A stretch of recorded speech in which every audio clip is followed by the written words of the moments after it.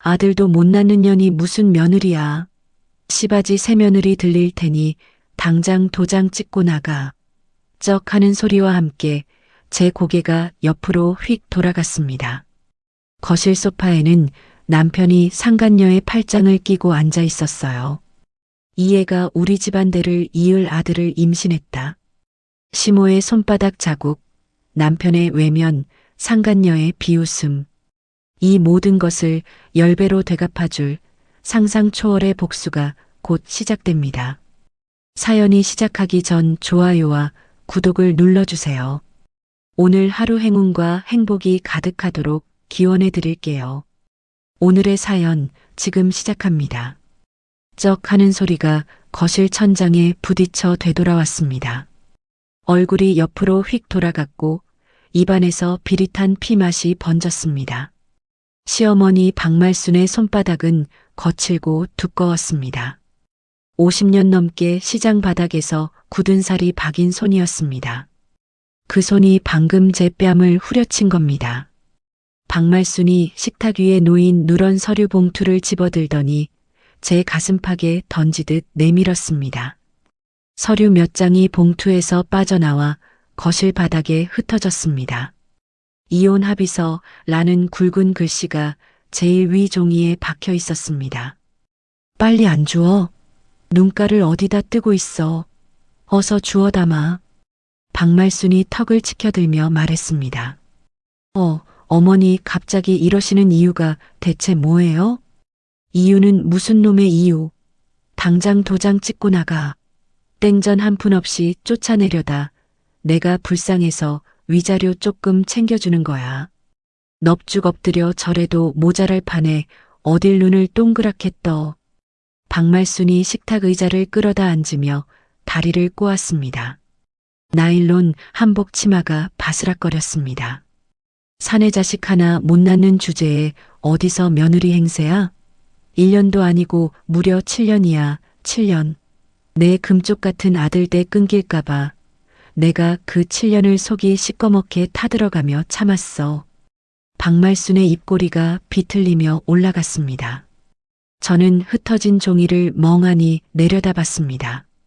손이 떨려서 무릎이 같이 떨렸습니다. 그때 거실 안쪽 소파에서 누군가 자세를 고쳐 앉는 소리가 났습니다. 남편 정현우였습니다. 그 옆에 낯선 여자가 정현우의 팔짱을 끼고 앉아 있었습니다. 20살이나 됐을까 싶은 살결이 뽀얗고 입술이 도톰한 여자였습니다. 여자가 저를 보며 입꼬리를 살짝 올렸습니다. 조롱이었습니다. 오빠, 나 저 언니 쳐다보는 눈빛 너무 무서워. 우리 아기 놀라면 어떡해? 여자가 정현우의 팔뚝에 얼굴을 비비며 어리광을 부렸습니다. 정현우가 손을 들어 여자의 어깨를 토닥였습니다. 그 토닥임이 너무 익숙해서 저는 숨이 막혔습니다. 여보, 당신이 어떻게 나한테 이럴 수가 있어? 제 목소리가 갈라져 나왔습니다. 정현우는 저와 눈을 마주치지 않았습니다. 대신 박말순이 대답했습니다. 여보가 다 얼어 죽었냐? 당장 입 닥쳐. 똑똑히 봐둬라. 이 애가 우리 집 새로 들어올 며느리 한소영이다. 우리 집안대를 번듯하게 이어줄 떡두꺼비 같은 아들을 가졌어. 벌써 4개월이다, 4개월. 박말순이 한소영의 아랫배를 가리키며 자랑하듯 말했습니다. 한소영이 자기 배 위에 손을 얹으며 미소 지었습니다. 호호, 안녕하세요, 언니. 그동안 우리 오빠 모시느라 수고 많으셨어요. 이제 이 집 안주인은 저니까 짐 싸서 편히 나가세요. 한소영이 고개를 까딱했습니다. 언니라는 두 글자가 칼날처럼 귀에 박혔습니다. 어머니, 대체 저 어린애가 누군지 설명부터 똑바로 해주세요. 멀쩡한 본처가 시퍼렇게 살아있는데 저딴 여자가 왜 우리 집 소파에 앉아 있는 거냐고요. 저는 떨리는 목소리를 가까스로 눌렀습니다. 뭐? 우리 집? 여기가 왜 내 집이야? 이 집 내 명의야. 내 돈으로 산 내 집이라고. 당장 꿈 깨고 정신 똑바로 차려. 이 물거나. 박말순이 손가락으로 거실 천장을 쿡쿡 가리켰습니다. 현우야, 너는 사내 자식이 왜 꿀먹은 벙어리처럼 가만히 있어? 어서 확실하게 말해줘라. 박말순이 정현우를 채근했습니다. 정현우가 그제야 일어섰습니다. 한소영이 정현우의 손등을 슬쩍 쓰다듬었습니다. 정현우가 그 손을 뿌리치지 않았습니다. 이섬이주. 정현우가 제 이름을 불렀습니다. 연애 시절 봉사 동아리에서 박스를 대신 들어주며 웃던 그 목소리하고는 다른 목소리였습니다. 이섬이주라는 이름을 부르며 늘 끝을 길게 느리던 사람이었는데 지금은 한 음절씩 뚝뚝 끊어 말하고 있었습니다. 우리 엄마 고집 알잖아. 나도 어쩔 수가 없었어. 그냥 조용히 도장 찍자. 당신 제정신이야? 7년을 살았어. 우리 7년을. 아, 시끄러워. 나도 내 자식 한번 안아보고 싶다고. 7년 동안 애 하나 못 가졌으면 너도 양심이 있어야 할 거 아니야. 정현우가 손바닥으로 자기 얼굴을 한번 쓸어내렸습니다. 여보, 내가 병원 다니며 주사 맞고 어떻게 버텼는지 다 봤잖아. 내 배에 퍼렇게 든 멍자국에 당신이 직접 연고도 발라줬으면서 어떻게 나한테 이래? 그깟 주사 맞으면 뭐해? 다 헛수고였잖아. 돈만 날리고 결국 애는 못 가졌잖아. 정현우의 입에서 헛수고 라는 말이 나왔을 때 저는 가방끈을 꽉 움켜쥐었습니다. 가방 안에는 오늘 아침 산부인과에서 발급받은 종이 한 장이 들어 있었습니다. 일란성 쌍둥이, 성별남아, 주치의 소견서까지 함께 든 두툼한 봉투였습니다. 저는 가방을 가슴 앞으로 끌어안았습니다. 박말순이 그걸 보더니 콧방귀를 뀌었습니다. 어허, 그 가방은 왜 끌어안고 난리야? 안에 금괴라도 숨겨놨어? 그거 내가 결혼할 때 비싼 돈 주고 사준 명품 가방이잖아. 당장 그것도 빼놓고 가. 박말순이 손을 내밀었습니다. 싫어요. 이건 제 물건이에요, 어머니. 내거 어디서 눈을 치켜뜨고 말대꾸야. 너 우리 집에 시집 올 때 숟가락 하나라도 가져왔어? 가난한 집안 딸 넷 중에 막내라고 땡전 한 푼 없이 온 널 불쌍해서 걷어줬더니 은혜를 원수로 갚아? 박말순이 손가락으로 식탁을 탁탁 두드렸습니다. 저는 친정 이야기가 나오자 가슴 한쪽이 시큰해졌습니다. 딸만 내신 집의 막내로 태어나 어릴 때부터 밥상머리에서 늘 가장자리에 앉던 아이였습니다. 언니들이 먹다 남긴 반찬을 끌어다 먹으며 자랐고 그래서 더더욱 제 가족을 갖고 싶었습니다. 정현우의 다정한 미소에 기대 시집을 왔고 박말순의 넉넉해 보이던 웃음에 진짜 엄마가 생긴 줄 알았습니다. 그게 다 가짜였다는 걸 결혼 첫 해 명절상을 차리며 알았습니다. 어머니, 정말 저한테 왜 이러세요? 제가 7년 동안 뼈 빠지게 시집살이 하면서 어머니한테 대체 뭘 잘못했는데요? 뭘 잘못했냐고? 아들, 넌 우리 집대를 끊어놨어. 여자로서 제일 중요한 아들 하나를 못 낳았잖아. 박말순이 자리에서 벌떡 일어났습니다. 내가 답답해서 용하다는 점집을 다 뒤졌어. 무당이 그러더라. 너랑 우리 현우 사주는 꽉 막힌 상극이라고. 너 같은 성녀랑 살면 우리 아들 평생 자식 구경도 못한대. 내 아들은 이렇게 씨가 멀쩡한데. 봐라, 우리 소영이가 단번에 임신한 거 안 보여? 박말순이 한소영을 가리켰습니다. 한소영이 자기 배를 한 번 더 쓰다듬었습니다. 저는 그 손길을 보며 어금니를 꽉 깨물었습니다. 뱃속에 두 아이가 있다는 말이 목구멍까지 차올랐습니다. 그것도 아들, 쌍둥이. 이 말 한마디면 지금 이 거실의 공기는 통째로 뒤집힐 겁니다. 박말순은 제 발등에 입을 맞출지도 모릅니다. 한소영은 짐을 싸서 쫓겨날 거고 정현우는 무릎을 꿇겠죠. 하지만 그 순간 저는 입을 다물었습니다. 오늘 아침 산부인과 대기실에서 한소영의 이름을 들었기 때문입니다. 저는 그날 아침을 떠올렸습니다. 산부인과 대기실은 평일 오전이라 한산했습니다. 저는 초음파 사진을 손에 쥔 채 멍하니 의자에 앉아 있었습니다. 7회만이었습니다. 7회 동안 옆구리에 주사를 놓고 호르몬제를 먹고 차가운 시술대 위에 누웠다 일어나기를 수십 번 반복했습니다. 포기하려던 차에 자연 임신이 됐고 그것도 쌍둥이였습니다. 의사가 모니터를 보며 작은 점 2개를 가리키던 그 순간 저는 두 손으로 입을 틀어막고 울었습니다. 대기실 의자에 앉아 정현우에게 어떻게 알릴까 고민하던 그때였습니다. 간호사 둘이 처치실 문 앞에서 소곤거리는 소리가 들려왔습니다. 어머, 저기 한소영 씨. 저 가짜 환자 또 왔어? 응, 이번엔 가짜 임신 진단서 떼어달라고 아주 난리도 아니야. 시어머니 될 사람한테 무조건 보여줘야 한다나 뭐라나. 저번에도 다른 사람 초음파 사진 몰래 훔쳐가더니 저 여자 임신도 안 했는데 대체 왜 저래? 쉿, 목소리 낮춰. 우리 병원 단골인 정현우 씨 부인 있잖아. 그 시어머니가 아예 저 한소영을 새 며느리로 앉히려고 짠 판이래. 저는 그 자리에서 얼어붙었습니다. 정현우. 이름이 흔치 않은 정현우. 혹시나 싶어 일어나 간호사 데스크 쪽으로 다가갔습니다. 대기 명단판에 한소영 이라는 이름이 또렷이 적혀 있었습니다. 산부인과 한 구석에 한소영이 등을 보이고 앉아 있었습니다. 얇은 코트 너머로 보이는 뒷모습이 너무 가늘었습니다.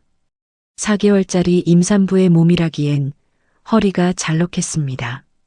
저는 그 자리에서 가방 안에 초음파 사진을 가방 안쪽 깊숙이 밀어 넣었습니다.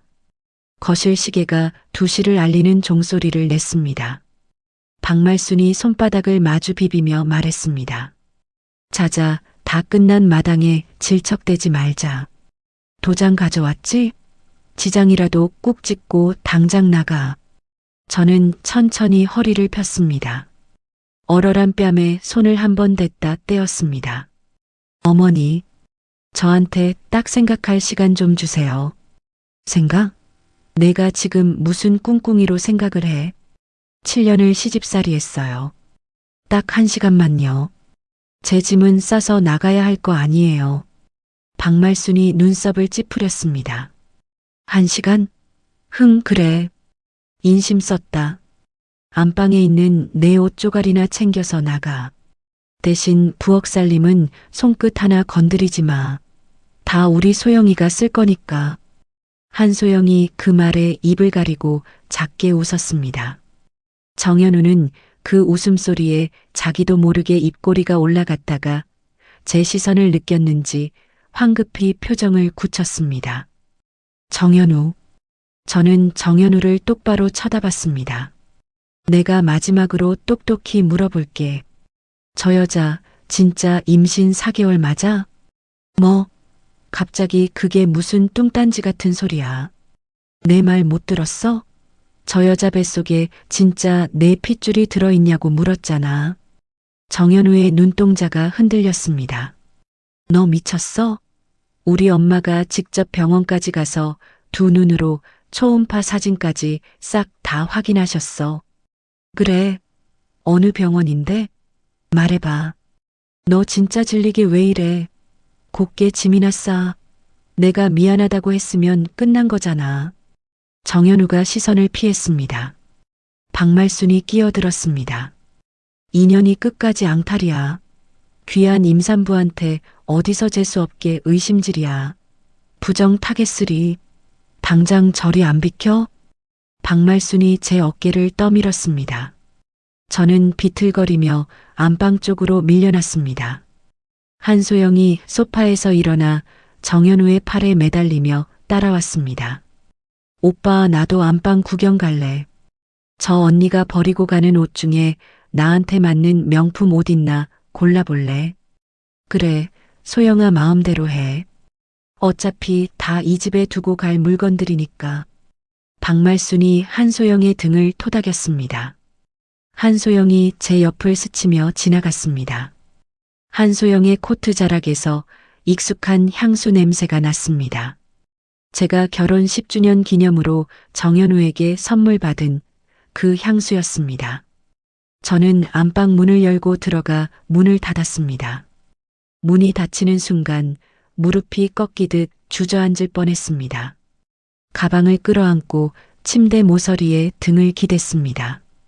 가방 지퍼를 열어 봉투 속 초음파 사진을 꺼냈습니다. 회색 화면 안에 점 2개가 또렷했습니다. 저는 사진에 가만히 입을 맞췄습니다. 사진을 다시 봉투에 넣고 봉투를 가방 가장 안쪽 주머니에 밀어 넣은 뒤 지퍼를 끝까지 잠갔습니다.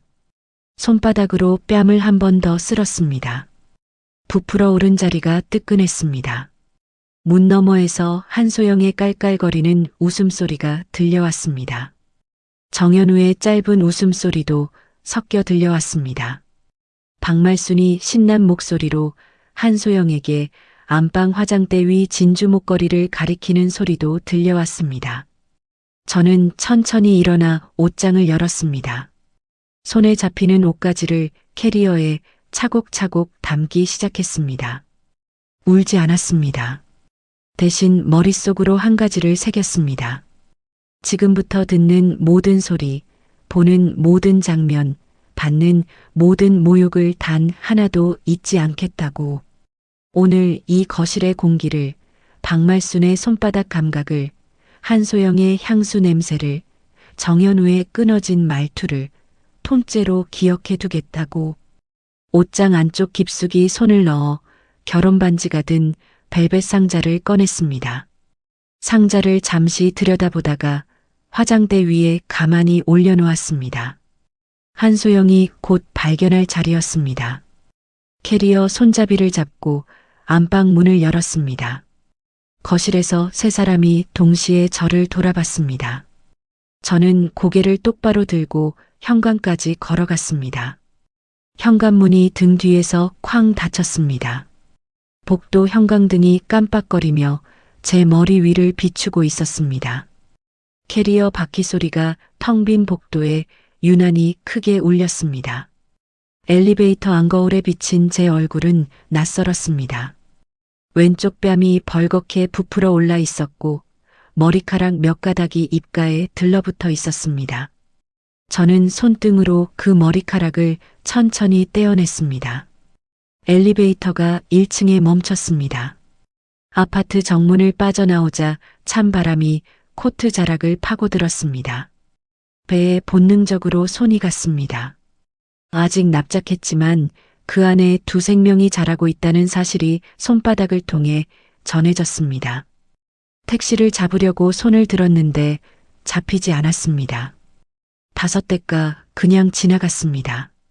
6번째 택시가 멈춰 섰을 때 저는 캐리어를 트렁크에 싣고 뒷자리에 올랐습니다. 어디로 모실까요? 기사가 물었습니다. 고시원이요. 싸고 깨끗한 데로. 고시원이요. 짐이 큰데 거기서 살게요. 네. 오래 살게요. 기사가 룸미러로 저를 한번 흘끔 보더니 아무것도 묻지 않고 차를 출발시켰습니다. 저는 창밖으로 시선을 돌렸습니다. 지나가는 가로수가 무채색으로 흩어지며 뒤로 밀려났습니다. 가방 안에서 휴대폰이 진동했습니다. 정현우라는 이름이 떴습니다. 저는 전화를 받지 않고 화면을 그대로 두었습니다. 20번쯤 울리다 끊어졌습니다. 바로 다시 걸려왔습니다. 저는 그제야 전화를 받았습니다. 여보세요. 미주야, 어디야? 왜? 집에 진주 목걸이랑 결혼 반지 두고 갔지. 엄마가 그건 너 가지고 가도 된대. 저는 한쪽 입꼬리가 비틀려 올라가는 걸 막을 수 없었습니다. 한소영한테 줘. 잘 어울릴 거야. 미주야. 끊을게. 잠깐. 미주야, 짐 정리되면 위자료 액수는 어머니가 따로 부르실 거야. 너무 욕심 부리지 마. 지금 어머니 기분 안 좋아. 저는 휴대폰을 귀에서 천천히 떼었습니다. 화면을 한번 내려다봤다가 통화 종료 버튼을 눌렀습니다. 그리고 정현우의 번호를 차단 목록에 넣지 않고 그대로 두었습니다. 필요할 때 들어오게 둬야 할 전화였습니다. 택시가 1시간을 달려 외곽의 낡은 빌딩 앞에 멈췄습니다. 간판에 햇살고시원 이라고 적힌 글자 절반이 떨어져 나가 있었습니다. 방은 2평이 채 안 됐습니다. 침대 하나, 책상 하나, 그리고 천장에 매달린 형광등 하나. 창문이라고 있는 건 손바닥만 한 환기창뿐이었습니다. 저는 캐리어를 침대 발치에 세워두고 바닥에 그대로 주저앉았습니다. 무릎에 얼굴을 묻었습니다. 어깨가 들썩였지만 소리는 내지 않았습니다. 옆방 사람이 들을까봐 입을 손바닥으로 막았습니다. 한참을 그렇게 있다가 가방 안에서 봉투를 꺼냈습니다. 초음파 사진을 책상 위에 펼쳤습니다. 형광등 불빛 아래 점 2개가 더 또렷이 보였습니다. 엄마가 미안해. 저는 사진에 대고 작게 속삭였습니다. 엄마가 너희를 좀 험한 데서 키우게 됐어. 근데 약속할게. 엄마가 너희 절대로 그 사람들한테 안 뺏길 거야. 목소리가 떨려서 끝이 잘 나오지 않았습니다. 저는 사진을 책상 위에 테이프로 붙였습니다. 그 옆에 작은 수첩 하나를 펼쳐 놓았습니다.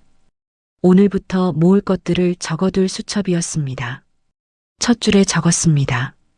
박말순, 뺨, 오후 1시 40분, 거실, 한소영, 정현우 있었음. 두 번째 줄에 적었습니다. 한소영, 위조 진단서 의심, 산부인과 간호사 대화. 세 번째 줄에 적었습니다. 정현우, 가짜 임신인지 여부 확인 필요. 펜 끝이 종이를 긁는 소리만 방 안에 가득했습니다. 저는 펜을 내려놓고 휴대폰을 꺼냈습니다. 정현우의 카드 사용 내역을 함께 보는 가족 앱이 아직 연동된 채로 있었습니다. 지난 석 달치 내역을 천천히 훑었습니다. 강남의 한 호텔, 매주 화요일과 목요일, 같은 시간대에 청담동 미용실 결제, 종로의 산부인과 결제 내역, 산부인과 결제 금액이 너무 적었습니다. 초음파 사진 한 장대는 비용 정도였습니다. 저는 그 화면을 캡처해 따로 저장해 두었습니다. 캡처본을 클라우드에 올리고 비밀번호를 2번 걸어 잠갔습니다. 배에서 꼬르륵 소리가 났습니다. 하루 종일 아무것도 먹지 못한 게 떠올랐습니다. 저는 캐리어 안쪽에서 비상금 봉투를 꺼냈습니다. 결혼 생활 7년 동안 박말순 몰래, 정현우 몰래 모아두었던 돈이었습니다. 2만 원짜리 한 장을 꺼내 주머니에 넣고 방을 나섰습니다. 복도 끝 공동 부엌에서 라면 냄새가 났습니다. 한 여자가 양은 냄비를 휘저기고 있었습니다. 짧은 머리에 카키색 점퍼, 한쪽 입에 담배를 문 채였습니다. 저와 눈이 마주치자 여자가 담배를 꺼내 재떨이 대신 쓰는 컵 위에 올려놓았습니다. 새로 들어왔어. 여자가 물었습니다. 네. 방 몇 호? 307호요. 옆방이네. 시끄럽게 안 할 테니까 너도 시끄럽게 안 하면 돼. 여자가 라면 면발을 건져 입에 넣었습니다. 이름이 어떻게 돼? 이섬이 주요. 나는 강혜진. 옆방 사니까 얼굴은 자주 보겠네. 강혜진이 라면 국물을 후루룩 들이켰습니다. 저는 어색하게 고개를 까딱하고 부엌을 빠져나왔습니다. 편의점에서 삼각김밥 2개와 두유 한 팩을 사들고 돌아왔습니다. 방에 앉아 김밥 비닐을 뜯었습니다. 첫 한 입을 베어 무는데 눈물이 또 차올랐습니다. 저는 그걸 꿀꺽 삼키며 김밥을 마저 먹었습니다. 다음 날 새벽 5시 저는 알람을 듣고 일어났습니다. 세수도 제대로 하지 않은 채 두꺼운 점퍼를 걸치고 밖으로 나섰습니다. 지하철 입구 앞에서 전단지를 나눠주는 일감을 미리 알아두었습니다. 전단지 뭉치를 받아들고 출근하는 사람들 손에 한 장씩 건넸습니다. 받지 않고 지나가는 사람이 10명 중 9이었습니다. 3시간 만에 손가락이 얼어 감각이 없어졌습니다. 오전 일당 3만 원을 받아 주머니에 넣고 곧장 다음 일터로 향했습니다. 낮에는 시장 안국밥집 설거지였습니다. 사장이 부른 배를 보지 못하게 앞치마를 2번 둘러 묶었습니다. 뜨거운 물에 손을 담그며 그릇을 닦았습니다. 허리가 끊어질 듯 아팠지만 저는 이를 악물고 버텼습니다. 설거지 그릇 사이로 식당 안 텔레비전 소리가 들려왔습니다. 점심시간대 드라마였습니다. 시어머니가 며느리에게 물컵을 던지는 장면이었습니다. 주방 아주머니가 혀를 차며 말했습니다. 저런 시어미가 어딨어. 요즘 세상에. 있어요, 아주머니. 뭐가 있어. 드라마니까 저렇지. 진짜로 있어요. 저는 그릇을 닦으며 짧게 대답했습니다. 주방 아주머니가 저를 잠깐 쳐다봤지만 더 묻지 않았습니다. 저녁에 고시원으로 돌아오는 길이었습니다. 지하철역 계단을 올라오는데 휴대폰이 진동했습니다. 모르는 번호였습니다. 여보세요. 이서미주 씨 되시죠? 낯선 여자 목소리였습니다. 누구세요? 저 한소영이에요. 언니. 저는 계단 중간에 발을 멈췄습니다. 뒤에서 올라오던 사람이 어깨를 부딪히고 지나갔습니다. 무슨 일이야? 언니 짐 정리하다가 옷장에서 통장 하나 나왔는데요. 이거 어떻게 할까요? 어머니 드릴까요? 한소영의 목소리에 웃음기가 묻어 있었습니다. 저는 잠시 숨을 골랐습니다. 그 통장은 빈 통장이었습니다. 일부러 미끼로 두고 온 통장이었습니다. 어머니 드려. 그 통장? 네, 알겠어요. 근데 언니, 부탁이 하나 있는데요. 말해. 언니가 쓰던 화장대 위 진주 목걸이요. 진짜 진주 아니죠? 무게가 너무 가벼워서요.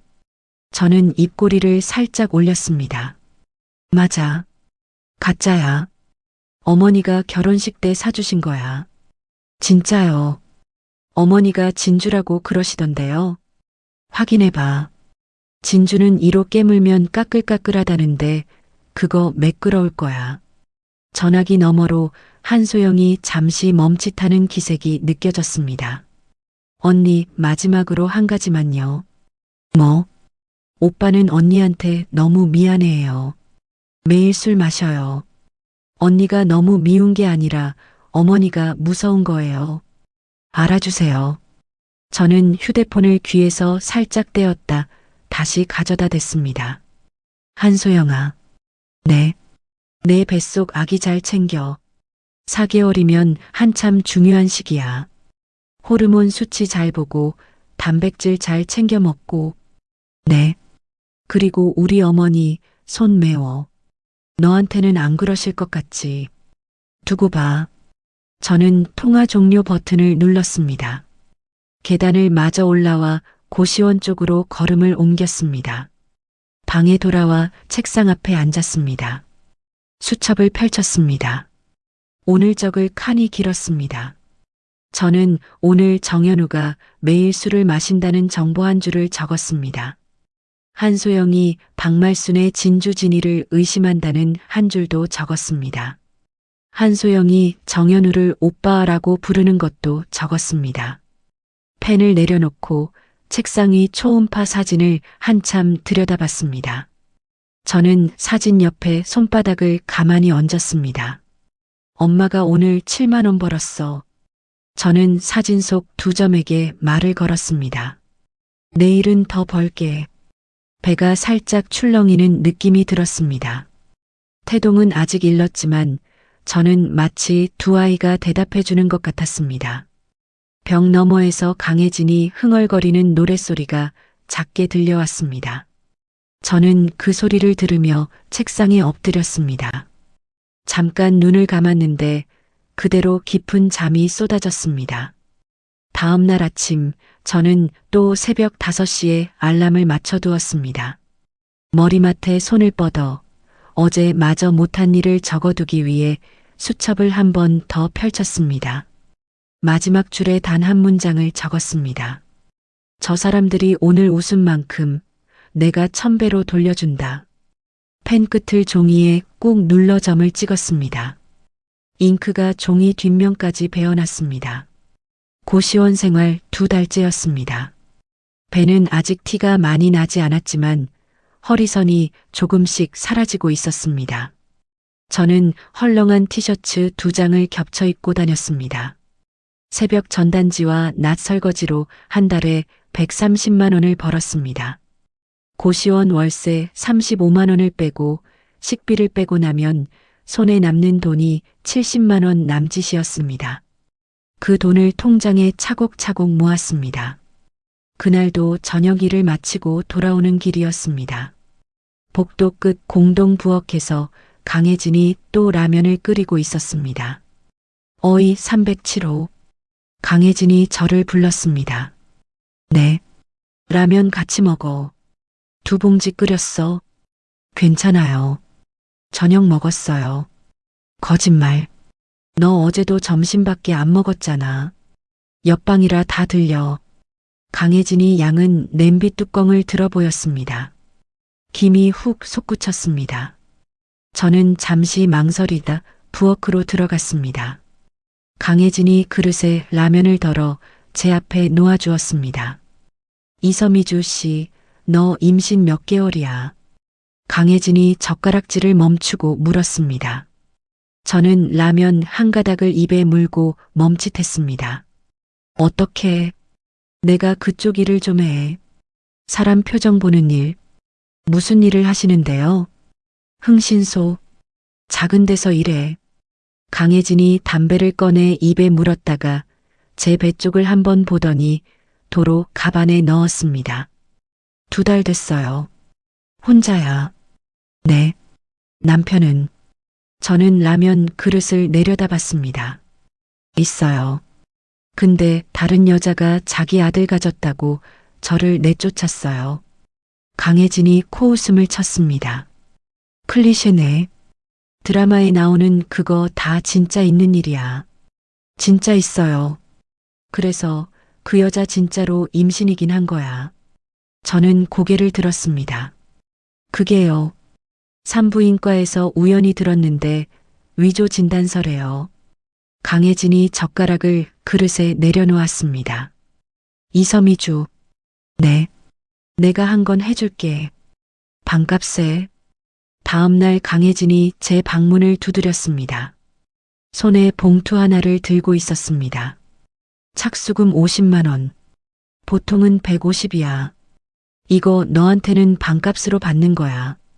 대신 진짜 반값짜리 결과 나오면 그건 내 책임 아니야. 드릴게요.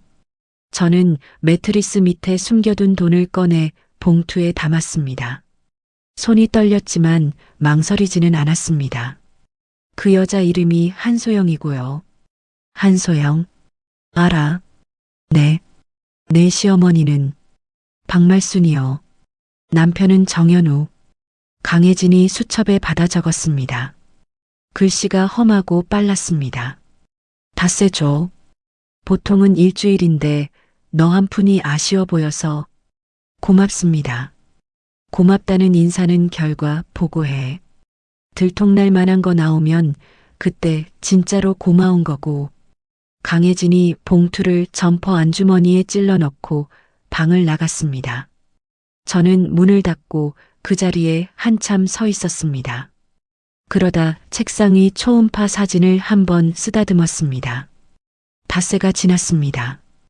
강혜진은 약속을 지키는 사람이었습니다. 나흘째 되는 날 밤 제 방문을 톡톡 두드렸습니다. 이서미주, 들어가도 돼. 네. 강혜진이 노트북을 들고 들어왔습니다. 좁은 책상 위에 노트북을 펼치고 사진 파일을 줄줄이 열었습니다. 첫 번째 사진은 모텔 간판이었습니다. 두 번째 사진에 한소영이 한 남자의 팔짱을 끼고 모텔 안으로 들어가는 모습이 찍혀 있었습니다. 남자는 키가 크고 얼굴이 새파랗게 어린 청년이었습니다. 정현우가 아니었습니다. 이거 언제 찍은 거예요? 이틀 전. 그 여자 일주일에 2번은 저 모텔 들어가. 그 청년은 이박세훈이라고 한소영이랑 같은 대학 동기야.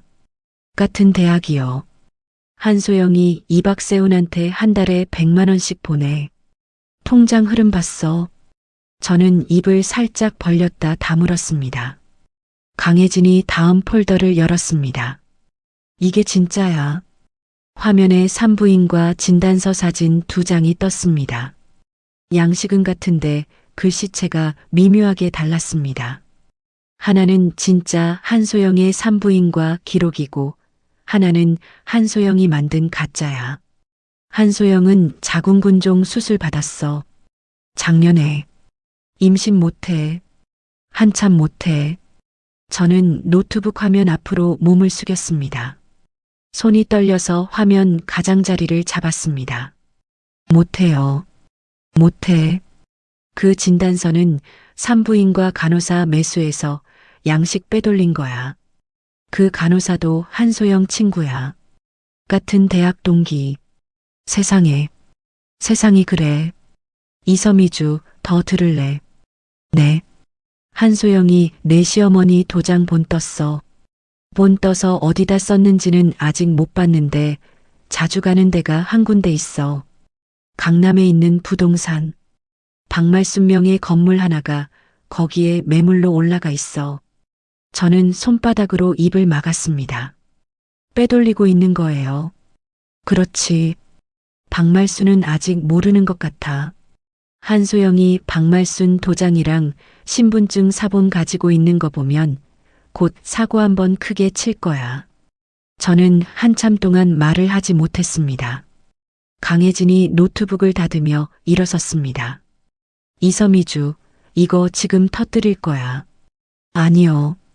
왜? 아직 일러요. 제 결혼 자금이 남편 명의로 묶여 있어요. 그거 먼저 찾고 터뜨릴 거예요. 강혜진이 저를 한번 위아래로 훑쳤습니다. 너 무서운 애구나. 무서운 건 저쪽이에요. 강혜진이 입꼬리를 한번 올리고는 방을 나갔습니다. 저는 책상 위 사진 한 장 한 장을 인쇄해서 봉투에 넣었습니다. 봉투를 캐리어 안쪽 깊숙이 숨겨두고 자물쇠를 채웠습니다. 그 일이 있고 일주일이 지난 새벽이었습니다. 저는 평소처럼 전단지 일감을 받으러 지하철역 입구로 가던 길이었습니다. 5시 40분. 계단을 내려가다가 다리에 힘이 풀렸습니다. 난간을 잡았는데 식은땀이 등을 타고 흘렀습니다. 배 아래쪽에 묵직한 통증이 한꺼번에 몰려왔습니다. 저는 계단 중간에 주저앉았습니다. 누군가 옆에서 비명을 질렀습니다. 아주머니, 피가. 지나가던 청소 아주머니가 외쳤습니다. 저는 다리 사이로 따뜻한 것이 흘러내리는 것을 느꼈습니다. 바닥에 검붉은 자국이 번지고 있었습니다. 아이가. 저는 두 손으로 배를 감싸 안았습니다. 아주머니, 정신 차려요. 사람 살려, 사람. 청소 아주머니가 큰 소리로 외쳤습니다. 지나가던 사람 두엇이 멈춰 섰습니다. 저는 의식이 흐려지는 중에도 가방을 끌어안았습니다. 가방 안에 산부인과 카드와 봉투가 들어 있었습니다. 응급실 천장 형광등이 눈부셨습니다. 간호사가 제 팔에 주사바늘을 꽂고 있었습니다. 보호자분 연락 안 되세요? 간호사가 물었습니다. 남편한테 전화해 주세요. 정현우. 번호는? 저는 번호를 더듬더듬 불러주었습니다. 간호사가 옆 데스크로 가서 전화를 걸었습니다. 한참을 통화하더니 다시 돌아왔습니다. 보호자분이 지금은 못 받으신대요. 다른 분 안 계세요. 뭐라고 그러세요? 바쁘다고. 이따 전화하신다고. 저는 천장을 멍하니 바라봤습니다. 간호사가 저를 안쓰럽게 한번 내려다보고는 자리를 떴습니다. 옆 침대 커튼 너머에서 텔레비전 소리가 작게 들렸습니다. 저는 한 손으로 배를 가만히 짚었습니다. 조금 전 의사가 다행이라고, 아이들은 무사하다고 말한 것이 떠올랐습니다. 무리한 일 때문이라고, 2주는 입원해야 한다고 했습니다. 휴대폰이 진동했습니다. 정현우라는 이름이 떴습니다. 저는 잠시 화면을 바라보다 통화 버튼을 눌렀습니다. 여보세요. 미주야, 너 무슨 일이야? 병원에서 전화 왔던데. 여보. 왜? 무슨 일인데? 전화기 너머로 한소영의 목소리가 섞여 들려왔습니다. 오빠, 이 가방 너무 예쁘다. 이거 사줘. 응. 잠깐만. 미주야, 잠깐. 정현우가 한소영을 향해 가만 좀 있어 하고 짧게 말하는 소리가 들렸습니다. 한소영이 깔깔 웃었습니다. 여보, 나 응급실이야. 응급실. 왜? 하혈했어. 전화기 너머가 잠시 조용해졌습니다. 많이 아파. 여보, 나 지금 옆에 보호자 없어. 와줄 수 있어. 정현우가 잠시 말을 끊었다가 낮은 목소리로 말했습니다. 미주야, 우리 이혼하기로 했잖아. 보호자는 너희 친정에 부탁하면 안 돼. 친정에 부탁할 수 있는 사람 없는 거 자기가 더 잘 알잖아. 미주야, 한소영이가 지금 옆에 있어. 내가 가면 한소영이 마음 다쳐. 한소영이도 임산부야. 저는 천장 형광등을 똑바로 쳐다봤습니다. 눈물이 관자놀이를 타고 흘러 베개를 적셨습니다. 여보, 미주야, 입원비 부족하면 어머니한테 말씀드릴게. 어머니가 좀 보태주실 거야. 정현우 씨, 미주야. 끊을게. 저는 통화 종료 버튼을 눌렀습니다.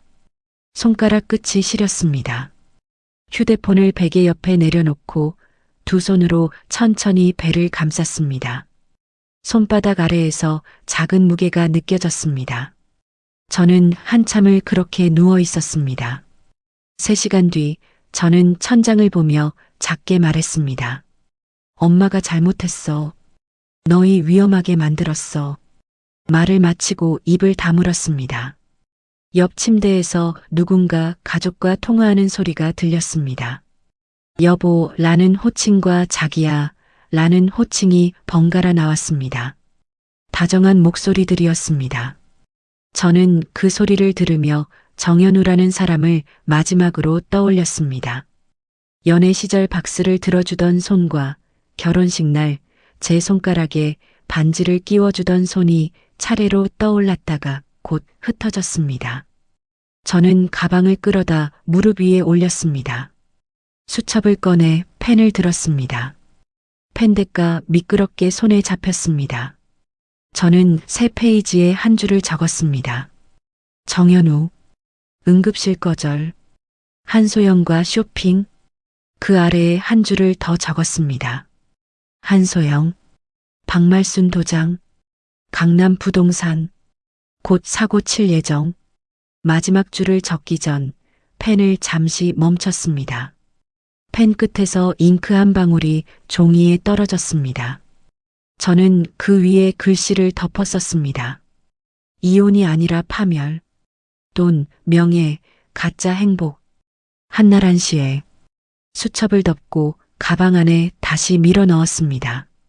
침대 머리맡 버튼을 눌러 등받이를 조금 더 세웠습니다. 응급실 한쪽 창문으로 막동이 트고 있었습니다. 회색 하늘이 천천히 옅은 푸른빛으로 바뀌고 있었습니다. 병실 문이 열리고 간호사가 차트를 들고 들어왔습니다. 산모님, 컨디션 어떠세요? 괜찮아요. 보호자 오시기로 했어요. 아니요. 안 와요. 그냥 저 혼자 입원할게요. 비용은 제가 다 낼게요. 간호사가 잠시 저를 바라보더니 차트에 무언가를 적었습니다. 네, 알겠습니다. 필요한 거 있으면 호출 누르세요. 간호사가 나가고 나서 저는 두 손을 모아 배 위에 얹었습니다. 손바닥 안에서 두 생명이 조용히 자라고 있었습니다. 저는 그 위에 한 번 더 손을 포개었습니다. 이번 닷새 만에 퇴원 수속을 밟았습니다. 원무과 직원이 청구서를 내밀었습니다. 172만 원. 저는 청구서를 한참 들여다봤습니다. 통장 잔고는 190만 원이었습니다. 입원비를 내고 나면 다음 달 고시원 월세와 식비가 빠듯했습니다. 카드로 할게요. 저는 카드를 내밀었습니다. 손이 떨리지 않도록 손가락에 힘을 줬습니다. 원무과 옆 로비 의자에 잠시 앉았습니다. 배가 무거워서 한 걸음씩 떼는 게 버거웠습니다. 의자 등받이에 머리를 기대고 눈을 감았습니다. 그때 로비 한쪽에서 큰 소리가 났습니다. 내 돈을 왜 안 돌려줘? 이 사기꾼 같은 인간들이. 50대 후반쯤 되어 보이는 남자가 안내 데스크 앞에서 소리를 지르고 있었습니다. 한쪽 손에 빈 술병이 들려 있었습니다. 그 옆에 단정한 정장 차림의 중년 여자가 손을 들어 남자를 막아서고 있었습니다. 진정하세요. 여기는 병원입니다. 환자분들이 보고 계세요. 여자의 목소리는 차분했습니다. 진정은 무슨 진정? 너네 회사가 우리 가게 인테리어 해놓고 마감을 그따위로 했어. 손해본 게 얼만데? 남자가 술병을 든 손을 휘둘렀습니다. 여자가 한 발 물러섰습니다. 주변 사람들이 멀찍이 흩어졌습니다. 저는 자리에서 일어났습니다. 배가 무거워서 천천히 움직였지만 발걸음은 멈추지 않았습니다. 저는 안내 데스크 직원에게 다가가 작게 말했습니다. 경찰 부르세요. 지금요. 술병 들었어요. 데스크 직원이 그제야 정신을 차린 듯 수화기를 들었습니다. 저는 다시 두 사람 쪽으로 다가갔습니다. 아저씨. 남자가 저를 돌아봤습니다. 뭐야, 너는? 아저씨, 이거 다 녹화되고 있어요. 저 천장 보세요. 저는 손가락으로 로비 천장 모서리를 가리켰습니다. 검은색 방구형 카메라가 매달려 있었습니다. 술병 휘두르신 거, 사람 위협하신 거 다 찍혔어요. 그거 형사 처벌 받으세요. 회사한테 받을 돈은 못 받고 정가만 남는 거예요. 남자가 카메라를 한번 올려다 봤습니다. 술병을 든 손이 슬쩍 내려갔습니다. 그리고 회사에 받을 돈 있으면 여기서 이러시면 안 돼요. 회사 사장 주소 알면 내용 증명부터 보내세요. 그게 순서예요. 저는 한마디씩 또박또박 말했습니다. 남자는 한참을 씩씩거리다가 술병을 의자에 내려놓고 출입문 쪽으로 걸어 나갔습니다. 멀리서 경찰차 사이렌 소리가 들려왔습니다. 중년 여자가 저를 돌아봤습니다. 고마워요, 아가씨. 아니에요. 앉아요. 다리 떨고 있어요. 여자가 제 팔을 잡아 의자에 앉혔습니다. 저는 그제야 다리에서 힘이 풀리는 걸 느꼈습니다. 여자가 자판기에서 따뜻한 율무차 한 잔을 뽑아 제 손에 쥐어주었습니다. 몇 개월이에요? 4달 막 지났어요. 혼자 왔어요. 응급실에. 저는 종이컵을 내려다봤습니다. 네. 보호자는요? 없어요. 여자가 잠시 저를 바라봤습니다. 무어라 물으려다 입을 다물었습니다. 대신 명함 한 장을 꺼냈습니다. 나는 서영란이에요. 인테리어랑 상가 컨설팅하는 회사예요. 명함에 서영란 대표라는 글자가 박혀 있었습니다. 회사 이름은 마루기획. 아까 아가씨 말솜씨 보니까 머리가 잘 돌아가던데. 어디서 일했어요? 일 안 했어요. 결혼하고 집에만 있었어요. 결혼했어요. 곧 이혼해요. 서영란이 한참을 말없이 저를 바라봤습니다. 퇴원하면 갈 데는 있어요. 고시원이요. 이서미주 씨라고 했죠. 네. 내일부터 우리 회사에 나와봐요. 임신부니까 무리한 일은 안 시킬게요. 사무 보조부터 해요. 월급은 우선 150, 적응되면 올려줄게요. 저는 종이컵을 두 손으로 감싸 쥐었습니다. 손가락 끝이 율무차 온기에 천천히 풀렸습니다. 서 대표님. 네. 왜요? 저 처음 보시는데. 서영란이 한번 웃었습니다. 사람 보는 눈이 있어서요. 그리고 한 가지 더. 나도 옛날에 비슷한 일 겪어봤어요. 남편한테 쫓겨난 적 있어요. 저는 종이컵을 더 꽉 쥐었습니다. 내가 그때 누가 손 내밀어줬으면 좋겠다 싶었거든. 그래서 내미는 거예요. 부담 가지지 마요. 서영란이 자리에서 일어났습니다. 오는 길 모르면 전화해요. 차 보낼게요. 서영란이 로비를 가로질러 출구로 걸어 나갔습니다. 하이힐 소리가 또각또각 멀어졌습니다. 저는 명함을 두 손으로 받쳐들고 한참을 들여다봤습니다. 이튿날 아침 저는 마루기획 사무실 문 앞에 섰습니다. 사무실은 시내 중심가 빌딩 7층에 있었습니다. 유리문 너머로 직원 대여섯 명이 분주하게 움직이는 것이 보였습니다. 문을 열고 들어가자 서영란이 가장 안쪽 자리에서 손을 들었습니다. 왔어요. 일찍 왔네. 안녕하세요, 대표님. 인사부터 시킬게요. 다들 잠깐만요. 서영란이 박수를 한번 쳤습니다. 직원들이 일제히 고개를 들었습니다. 오늘부터 같이 일할 이서미주 씨예요. 임신 중이니까 무거운 거 시키지 말고 다들 잘 챙겨줘요. 네, 대표님. 직원들이 합창하듯 대답했습니다. 한 여직원이 다가와 제 자리를 안내해 줬습니다. 이름은 김다연이라고 했습니다. 언니, 여기 앉으시면 돼요. 모르는 거 있으면 저한테 물어보세요. 저 1살 어려요. 김다연이 싹싹하게 웃었습니다. 저는 책상에 앉아 가방을 내려놓았습니다. 모니터 앞에 작은 화분이 놓여 있었습니다. 누가 미리 가져다 놓은 듯 했습니다. 화분 옆에 포스트잇 한 장이 붙어 있었습니다. 서영란의 글씨로 환영해요. 천천히 해요. 라고 적혀 있었습니다. 저는 한 손으로 포스트잇 모서리를 가만히 매만졌습니다. 일은 빠르게 배웠습니다. 견적서 정리, 상가 매물정보 입력, 거래처 전화응대. 서영란은 제게 한꺼번에 많은 걸 시키지 않았습니다. 하지만 일주일이 지나자 제가 정리한 견적서를 보고 손뼉을 가볍게 쳤습니다. 이서미주 씨, 이거 누가 가르쳐 줬어요? 아니요. 그냥 표 비슷한 거 만들어 본 거예요. 이거 우리 직원들이 쓰던 양식보다 깔끔해요. 오늘부터 견적서 양식 이걸로 가요. 네. 서영란이 책상에 한쪽 손을 짚었습니다. 이서미주 씨 점심 같이 먹어요. 오늘. 네. 사무실 근처 작은 한식집이었습니다. 서영란이 갈비탕 2그릇을 시켰습니다. 임산부한테 좋다며 제 그릇에 깍두기 국물 한 숟갈을 덜어주었습니다. 이서미주 씨 사정을 한번 들어봐도 될까요? 안 말해도 돼요. 저는 숟가락을 잠시 내려놓았습니다. 저 남편 어머니가 다른 여자를 새 며느리로 들였어요. 그 여자가 남편 아이를 가졌다고요. 7년 동안 제가 애를 못 가져서요.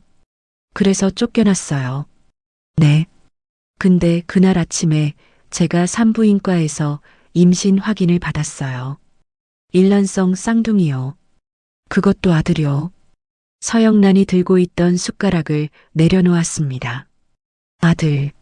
네. 어머님이 그렇게 원하시던 아들이요. 왜 말 안 했어요? 말하면 빼앗아 갈 거예요. 그 사람들. 서영란이 한참을 저를 바라봤습니다. 그리고 또 알아낸 게 있어요. 그 새 며느리 임신 아니에요. 진단서 위조했어요.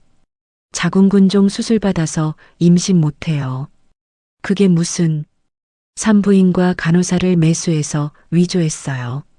시어머니 도장까지 본떠서 강남 부동산에 시어머니 건물을 빼돌리려고 하고 있어요. 서영란의 눈빛이 천천히 바뀌었습니다. 연민에서 다른 무엇인가로 바뀌어 갔습니다. 이서미주 씨, 네. 내가 변호사 한 명 소개해 줄게요. 내 고등학교 동창인데 이혼 전문이에요. 깔끔하고 매서운 사람이에요. 수임료가 내가 절반 댈게. 나머지는 나중에 위자료 받아서 갚아요. 이자 없이. 저는 갈비탕 그릇 가장자리를 손가락으로 톡톡 두드렸습니다. 서 대표님, 왜 저한테 이렇게까지 해주세요? 서영란이 잠시 창밖을 봤습니다. 내가 옛날에 비슷한 일 당했을 때 손 내밀어준 사람이 한 명 있었어요. 그 사람 덕분에 지금 이 자리에 있어요. 그 사람이 그러더라고. 갚는 건 나한테 갚지 말고 너처럼 어려운 사람한테 갚으라고. 그래서 이렇게 사는 거예요.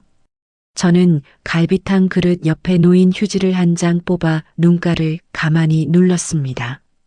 서 대표님, 이 은혜는 평생 잊지 않을게요. 잊어도 돼요. 그냥 잘 살아만 줘요. 그날 저녁 저는 사무실에 늦게까지 남아 있었습니다. 변호사가 보내준 서류 양식을 컴퓨터로 옮겨 적었습니다. 정현우 명의 재산 목록, 혼인 기간 중 형성된 공동재산, 정현우의 카드 사용 내역, 한소영의 위조 진단서 사진, 박말순의 폭행 정황, 자료 하나하나가 칸을 채워갔습니다. 휴대폰이 진동했습니다. 강혜진이었습니다. 이서미주, 잘 지내. 네, 언니. 저 일자리 구했어요. 잘 됐네. 한 가지 알려줄 게 있어서. 네. 한소영이 오늘 박말순 도장 들고 강남 부동산 다녀왔어. 박말순 명의 건물 하나 본떠서 거래 진행 중이야. 잔금 치르는 날이 다음 달 15일이래. 저는 펜을 천천히 책상 위에 내려놓았습니다. 잔금 날까지는 둬요. 그 직전에 터뜨릴 거예요. 역시 너 보통 아니다. 강혜진이 짧게 웃었습니다. 근데 한 가지 더. 정현우랑 박말순이 시내에 카페 개업 준비 중이래. 자리 보러 다닌다고. 한소영이가 운영할 거래. 카페? 응. 박말순이 돈 된대. 저는 책상의 달력을 한번 봤습니다. 한 칸 한 칸에 검은 펜으로 동그라미가 늘어가고 있었습니다. 언니, 카페 개업일도 알아봐 주세요. 그 날짜가 제일 중요해요. 오케이. 전화를 끊고 저는 의자 등받이에 몸을 기댔습니다. 배 위에 손을 얹었습니다. 손바닥 아래에서 작은 움직임이 느껴졌습니다. 처음 느껴보는 태동이었습니다. 저는 모니터 화면을 한 번 더 들여다봤습니다. 변호사가 보낸 서류 양식 맨 위에 의뢰인 이서미주라는 글자가 또렷이 박혀 있었습니다. 사무실 통유리창 너머로 도시의 불빛이 켜져 있었습니다. 저는 화면을 끄고 가방을 챙겨 일어섰습니다. 배 위에 한 손을 얹은 채 한 걸음 한 걸음 천천히 사무실 문을 나섰습니다. 엘리베이터 거울에 비친 제 얼굴은 2달 전 응급실 천장을 보던 그 얼굴이 아니었습니다. 저는 거울 속 제 모습을 마주보며 한 번 짧게 고개를 끄덕였습니다. 마루기획에서 일한 지 5달째였습니다. 배는 만삭에 가까워졌고 헐렁한 원피스 위에 두꺼운 카디건을 걸쳐 입고 다녔습니다. 서영란은 제게 큰 프로젝트를 하나 맡겼습니다. 시내 한복판 4층짜리 상가 전체 리모델링이었습니다. 거래처 사장과 미팅을 잡고 도면을 검토하고 자재 단가를 협상하는 동안 저는 한 번도 자리를 비우지 않았습니다. 배가 무거워서 의자에 앉을 때마다 허리가 끊어질 듯 아팠지만 이를 악물고 버텼습니다. 프로젝트 마지막 미팅 날이었습니다. 상가 사장이 도면 마지막 장을 넘기고 책상에 손을 얹었습니다. 이서미주 실장님이 계약 따오셨다고요. 일 잘하시네요. 다음에도 일 있으면 우리 회사 또 부탁드립니다. 감사합니다, 사장님. 저는 서류를 챙기며 고개를 숙였습니다. 사장이 나간 뒤 서영란이 사무실로 들어왔습니다. 손에 봉투 하나가 들려 있었습니다. 이서미주 씨. 네. 오늘부터 정규직 실장이에요. 발령장이랑 보너스 받아요. 서영란이 봉투를 책상 위에 내려놓았습니다. 저는 봉투를 두 손으로 받쳐들었습니다. 손이 떨려서 봉투가 살짝 흔들렸습니다. 대표님, 보너스 1,000만 원이에요. 이서미주 씨 몫이에요. 누구 눈치도 보지 말고 써요. 저는 봉투를 가슴에 안았습니다. 눈물이 차올라서 천장을 한번 올려다봤습니다. 잘 쓸게요. 정말요. 잘 써요. 그날 저녁 저는 부동산 사무소에 들렀습니다. 오래 봐두었던 투룸 전세 계약서에 도장을 찍었습니다. 회사에서 가까운 신축 아파트였습니다. 보증금 1억 2천만 원.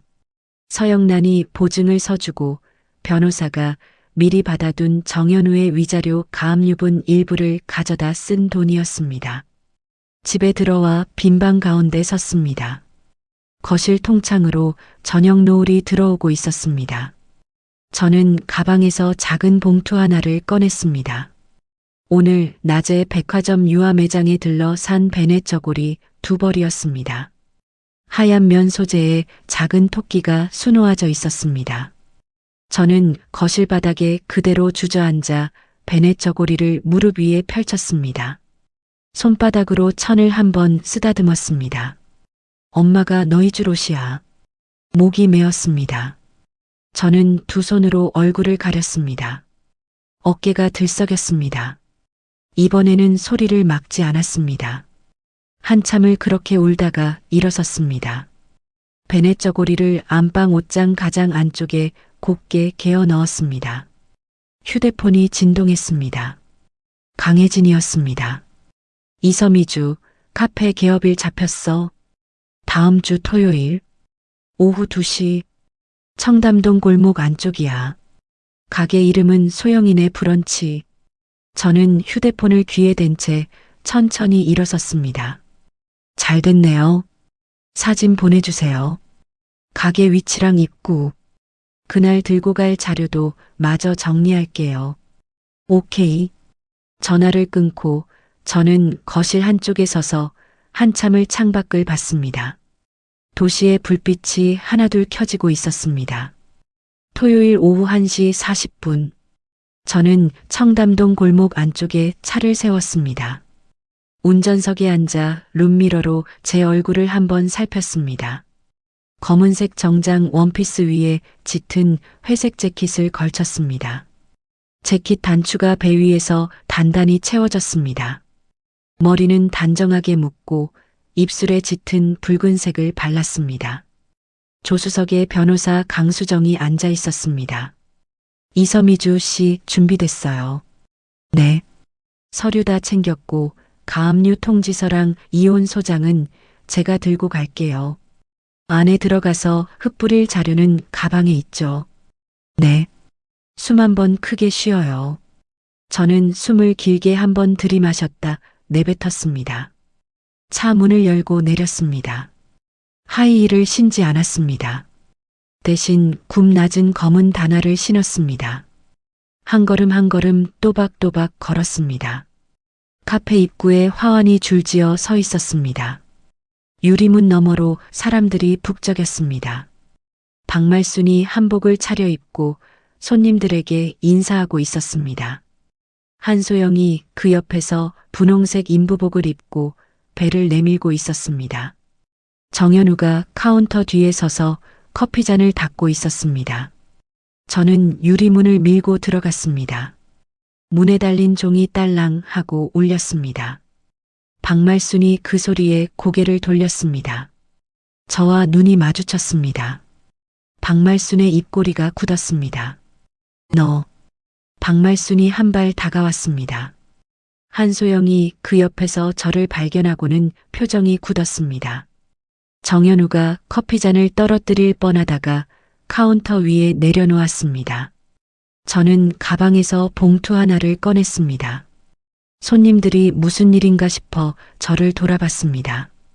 개업 축하드려요. 저는 또렷한 목소리로 말했습니다. 박말순의 얼굴이 일그러졌습니다. 내가 여기를 왜 와? 누가 오라고 했어? 축의금 대신 가져온 게 있어서요.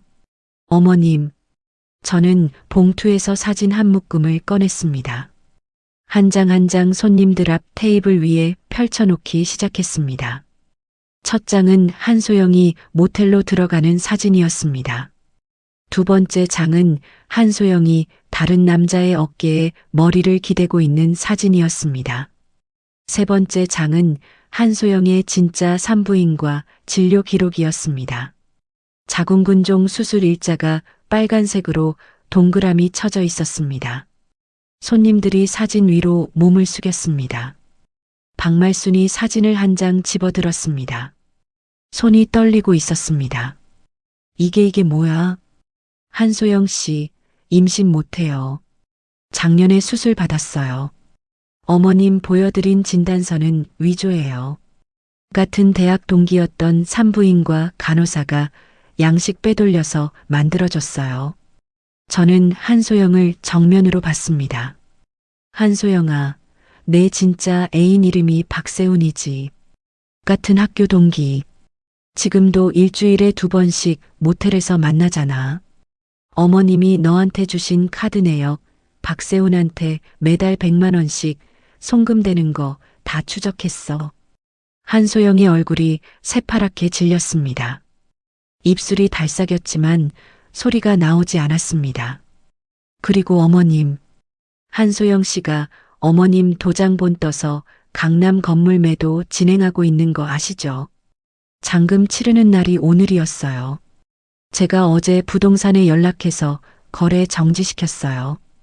박말순의 얼굴이 일그러졌습니다. 박말순이 한소영을 향해 돌아섰습니다. 한소영, 너 인연이. 어머니, 그게 아니라요. 인연이. 이 도둑년이. 박말순이 손을 들어 한소영의 뺨을 후려쳤습니다. 짝 하는 소리가 카페 안에 퍼졌습니다. 한소영이 비명을 지르며 쓰러졌습니다. 인부복 아래로 무언가가 흘러내렸습니다. 실리콘 패드였습니다. 한소영이 그것을 황급히 주워 안았습니다. 손님들 사이에서 비명이 새어나왔습니다. 박말순이 뒷걸음질 치다 의자 등받이를 잡았습니다. 얼굴이 새하얗게 질렸습니다. 미주야, 그러면 우리 집안 될까? 어머님, 저는 재킷 단추를 천천히 풀었습니다. 한 개씩 천천히 풀어내렸습니다. 재킷이 어깨에서 흘러내리며 카페 바닥에 떨어졌습니다. 원피스 아래로 부풀어 오른 만삭의 배가 드러났습니다. 박말순의 눈이 한껏 커졌습니다. 정현우가 카운터를 잡고 무너지듯 무릎을 꺾었습니다. 손님들이 일제히 숨을 들이마셨습니다. 어머님이 그렇게 원하시던 아들, 여기 있어요. 저는 두 손으로 배를 받쳤습니다. 그것도 쌍둥이로요. 일란성 쌍둥이 아들이에요. 그날 아침에 제가 산부인과에서 받아온 진단서를 어머님 손에 뺨 맞을 때까지 가방에 넣고 있었어요. 미주야, 너. 박말순이 한 발 다가오려 했습니다. 저는 한 발 뒤로 물러섰습니다. 하지만 어머님, 이 아이들은 제 성을 따를 거예요. 정 씨가 아니라 이 씨예요. 어머님 손자가 아니에요. 그냥 제 아들이에요. 박말순이 그 자리에서 주저앉았습니다. 가슴을 쥐고 숨을 헐떡였습니다. 한복 치마가 바닥에 펼쳐졌습니다. 정현우가 카운터 뒤에서 비틀거리며 걸어 나왔습니다. 미주야, 잠깐만. 정현우 씨. 미주야, 내가 잘못했어. 내가 다 잘못했어. 우리 다시. 정현우 씨. 저는 가방에서 두툼한 서류 봉투 하나를 더 꺼냈습니다. 변호사 강수정이 제 옆으로 다가와 그 봉투를 정현우에게 내밀었습니다. 이혼 소장이에요. 그리고 정현우 씨 명의 부동산 3건, 통장 2개, 다 가압류 들어갔어요. 어제 자료요. 정현우 씨, 이제 통장에서 한 푼도 못 빼요. 정현우가 봉투를 받으려 했지만 손이 떨려서 봉투가 바닥에 떨어졌습니다. 정현우가 무릎을 꿇은 채로 그 봉투를 두 손으로 더듬었습니다. 미주야, 미주야, 살려줘. 정현우 씨 응급실 침대에서 자기한테 전화했을 때 자기가 뭐라고 했는지 기억해. 정현우가 고개를 들지 못했습니다. 한소영이가 마음 다친다고 했지. 한소영이도 임산부라고 했지. 그날 자기 아내는 응급실에서 피 흘리면서 누워 있었어. 자기 아이 2명이 그 안에 있었어. 자기는 그걸 몰랐지. 알 자격도 없었지만 저는 한 걸음 더 정현우 쪽으로 다가갔습니다. 내가 그날 자기 목소리 듣고 결심했어. 자기 인생에서 영원히 사라져 주기로. 단 빈손으로는 안 사라져. 저는 변호사 쪽을 한번 돌아봤습니다. 강수정이 가볍게 고개를 끄덕였습니다. 손님들. 저는 카페 안 사람들을 향해 돌아섰습니다. 불편하게 해서 죄송해요. 그런데 이 자리에서 꼭 보여드리고 싶었어요. 가짜로 임신했다고 시어머니 돈을 빨아먹고 멀쩡한 며느리를 쫓아낸 사람이 어떻게 무너지는지를요. 이 카페 손님들이 마시는 커피 한 잔 한 잔이 가짜 임산부의 거짓말로 차려진 거예요. 손님들이 자리에서 일어났습니다. 가방을 챙겨 우르르 카페 밖으로 빠져나가기 시작했습니다. 누군가 휴대폰으로 사진을 찍는 소리가 들렸습니다. 저는 그 소리를 일부러 못 들은 척했습니다. 박말순이 바닥에 주저앉은 채 저를 올려다봤습니다. 미주 야어머니라고, 어머니라고 한 번만 더 불러봐라. 저는 박말순을 내려다봤습니다. 어머님, 저 그날 뺨 맞은 자국이 일주일을 갔어요. 그 일주일 동안 저는 차가운 고시원 방에서 하루 종일 일했어요. 뱃속 아이들 지키느라요. 그 일주일을 어머님께 똑같이 돌려드리고 싶지만 저는 사람 때리는 법을 모르네요. 저는 허리를 굽혀 바닥에 떨어진 제 재킷을 천천히 집어들었습니다. 재킷 먼지를 한번 털었습니다. 어깨에 다시 걸쳤습니다. 안녕히 계세요. 두 분 다. 저는 돌아섰습니다. 유리문을 밀고 카페 밖으로 걸어 나왔습니다.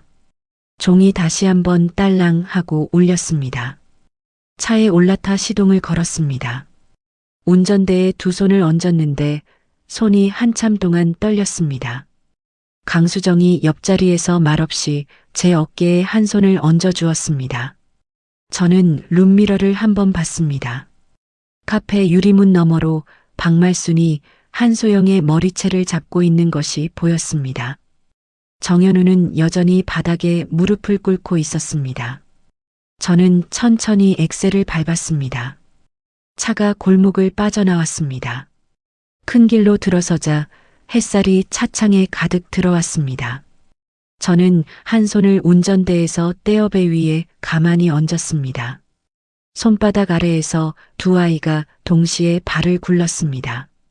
카페 사건이 있고 사흘이 지났습니다.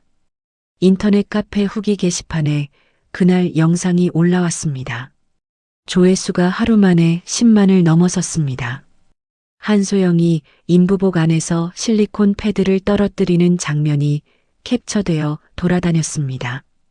소영이네 브런치는 사흘 만에 문을 닫았습니다. 박말순은 한소영을 머리채를 잡아 길거리에 내던졌다고 강혜진이 알려줬습니다. 한소영은 가져갈 짐도 챙기지 못한 채 박세훈에게로 도망쳤다고 했습니다. 평화가 올 거라고 생각했습니다. 하지만 박말순이 그렇게 쉽게 끝낼 사람이 아니었습니다. 월요일 아침이었습니다. 사무실 출근길에 회사 1층 로비를 지나는데 박말순이 기둥 옆에 서 있었습니다. 머리를 풀어 헤치고 한복도 아닌 낡은 누비 점퍼 차림이었습니다. 저를 보자마자 달려들었습니다. 미주야. 어머님. 미주야, 내 손자 어딨어. 박말순이 제 팔을 잡았습니다. 손톱이 코트 소매를 파고들었습니다. 놓으세요. 미주야, 잘못했다. 어미가 잘못했다. 우리 집에 들어와. 응. 한소영이, 그녀는 내가 평생 쳐넣을 거야. 너만 들어오면 돼. 박말순의 목소리가 갈라졌습니다. 지나가던 사람들이 멀찍이 서서 우리를 봤습니다. 어머님, 손 놓으세요. 우리 집안대를 끊을 거야. 너 그러면 천벌 받아. 4대독자 핏줄을 어떻게 너 혼자 데리고 사니? 어머님, 저는 박말순의 손을 떼어냈습니다. 코트 소매에 손톱 자국이 길게 났습니다. 아이들 이름에 정신은 안 들어가요. 어머님은 평생 못 보세요. 끝났어요. 미주야. 박말순이 그 자리에 주저앉았습니다. 저는 박말순을 두고 엘리베이터 쪽으로 걸어갔습니다. 박말순이 뒤에서 외쳤습니다. 이서미주, 너 내 손자 빼앗아 가면 가만 안 둬. 내가 친권 소송 걸 거야. 핏줄은 못 속여. 엘리베이터 문이 닫혔습니다. 저는 거울 속 제 얼굴을 봤습니다. 입술이 새파랗게 질려 있었습니다. 저는 한 손으로 배를 받치고 다른 손으로 거울에 짚었습니다. 저녁에 변호사 강수정에게 전화를 걸었습니다. 강 변호사님, 시어머니가 친권 소송 걸겠다고 해요. 이서미주 씨, 친권은 부모가 가지는 거지 조부모가 가지는 게 아니에요. 그쪽이 걸어봤자 기각이에요. 그러면 정현우 씨가 걸면요. 정현우 씨가 걸면 다툼이 길어질 수는 있어요. 하지만 정현우 씨가 응급실 거절한 통화 기록, 카드 사용 내역, 외도 정황 자료, 가정폭력 방관 자료 다 있어서 이서미주 씨가 압도적으로 유리해요. 걱정 마세요. 네. 근데 한 가지요. 그쪽 사람들 지금 벼랑 끝이에요. 정현우 씨 명의 부동산 다 가압류 들어갔고 박말순 씨도 강남 건물 거래 정지된 거 알게 됐을 거예요. 무슨 짓을 할지 몰라요. 회사에 들어오는 길, 퇴근하는 길 조심하세요. 저는 통화를 끊고 한참을 책상 앞에 앉아 있었습니다. 서랍 안에서 작은 시계 모양 위치 추적기를 꺼냈습니다. 서영란이 며칠 전 회사 안에서 직접 손목에 채워준 물건이었습니다. 손목에 차고 다녀요. 비상 버튼 길게 누르면 나한테 위치가 떠요. 서영란의 말이 그때는 과하다고 느꼈는데 지금은 그 무게가 또렷이 느껴졌습니다.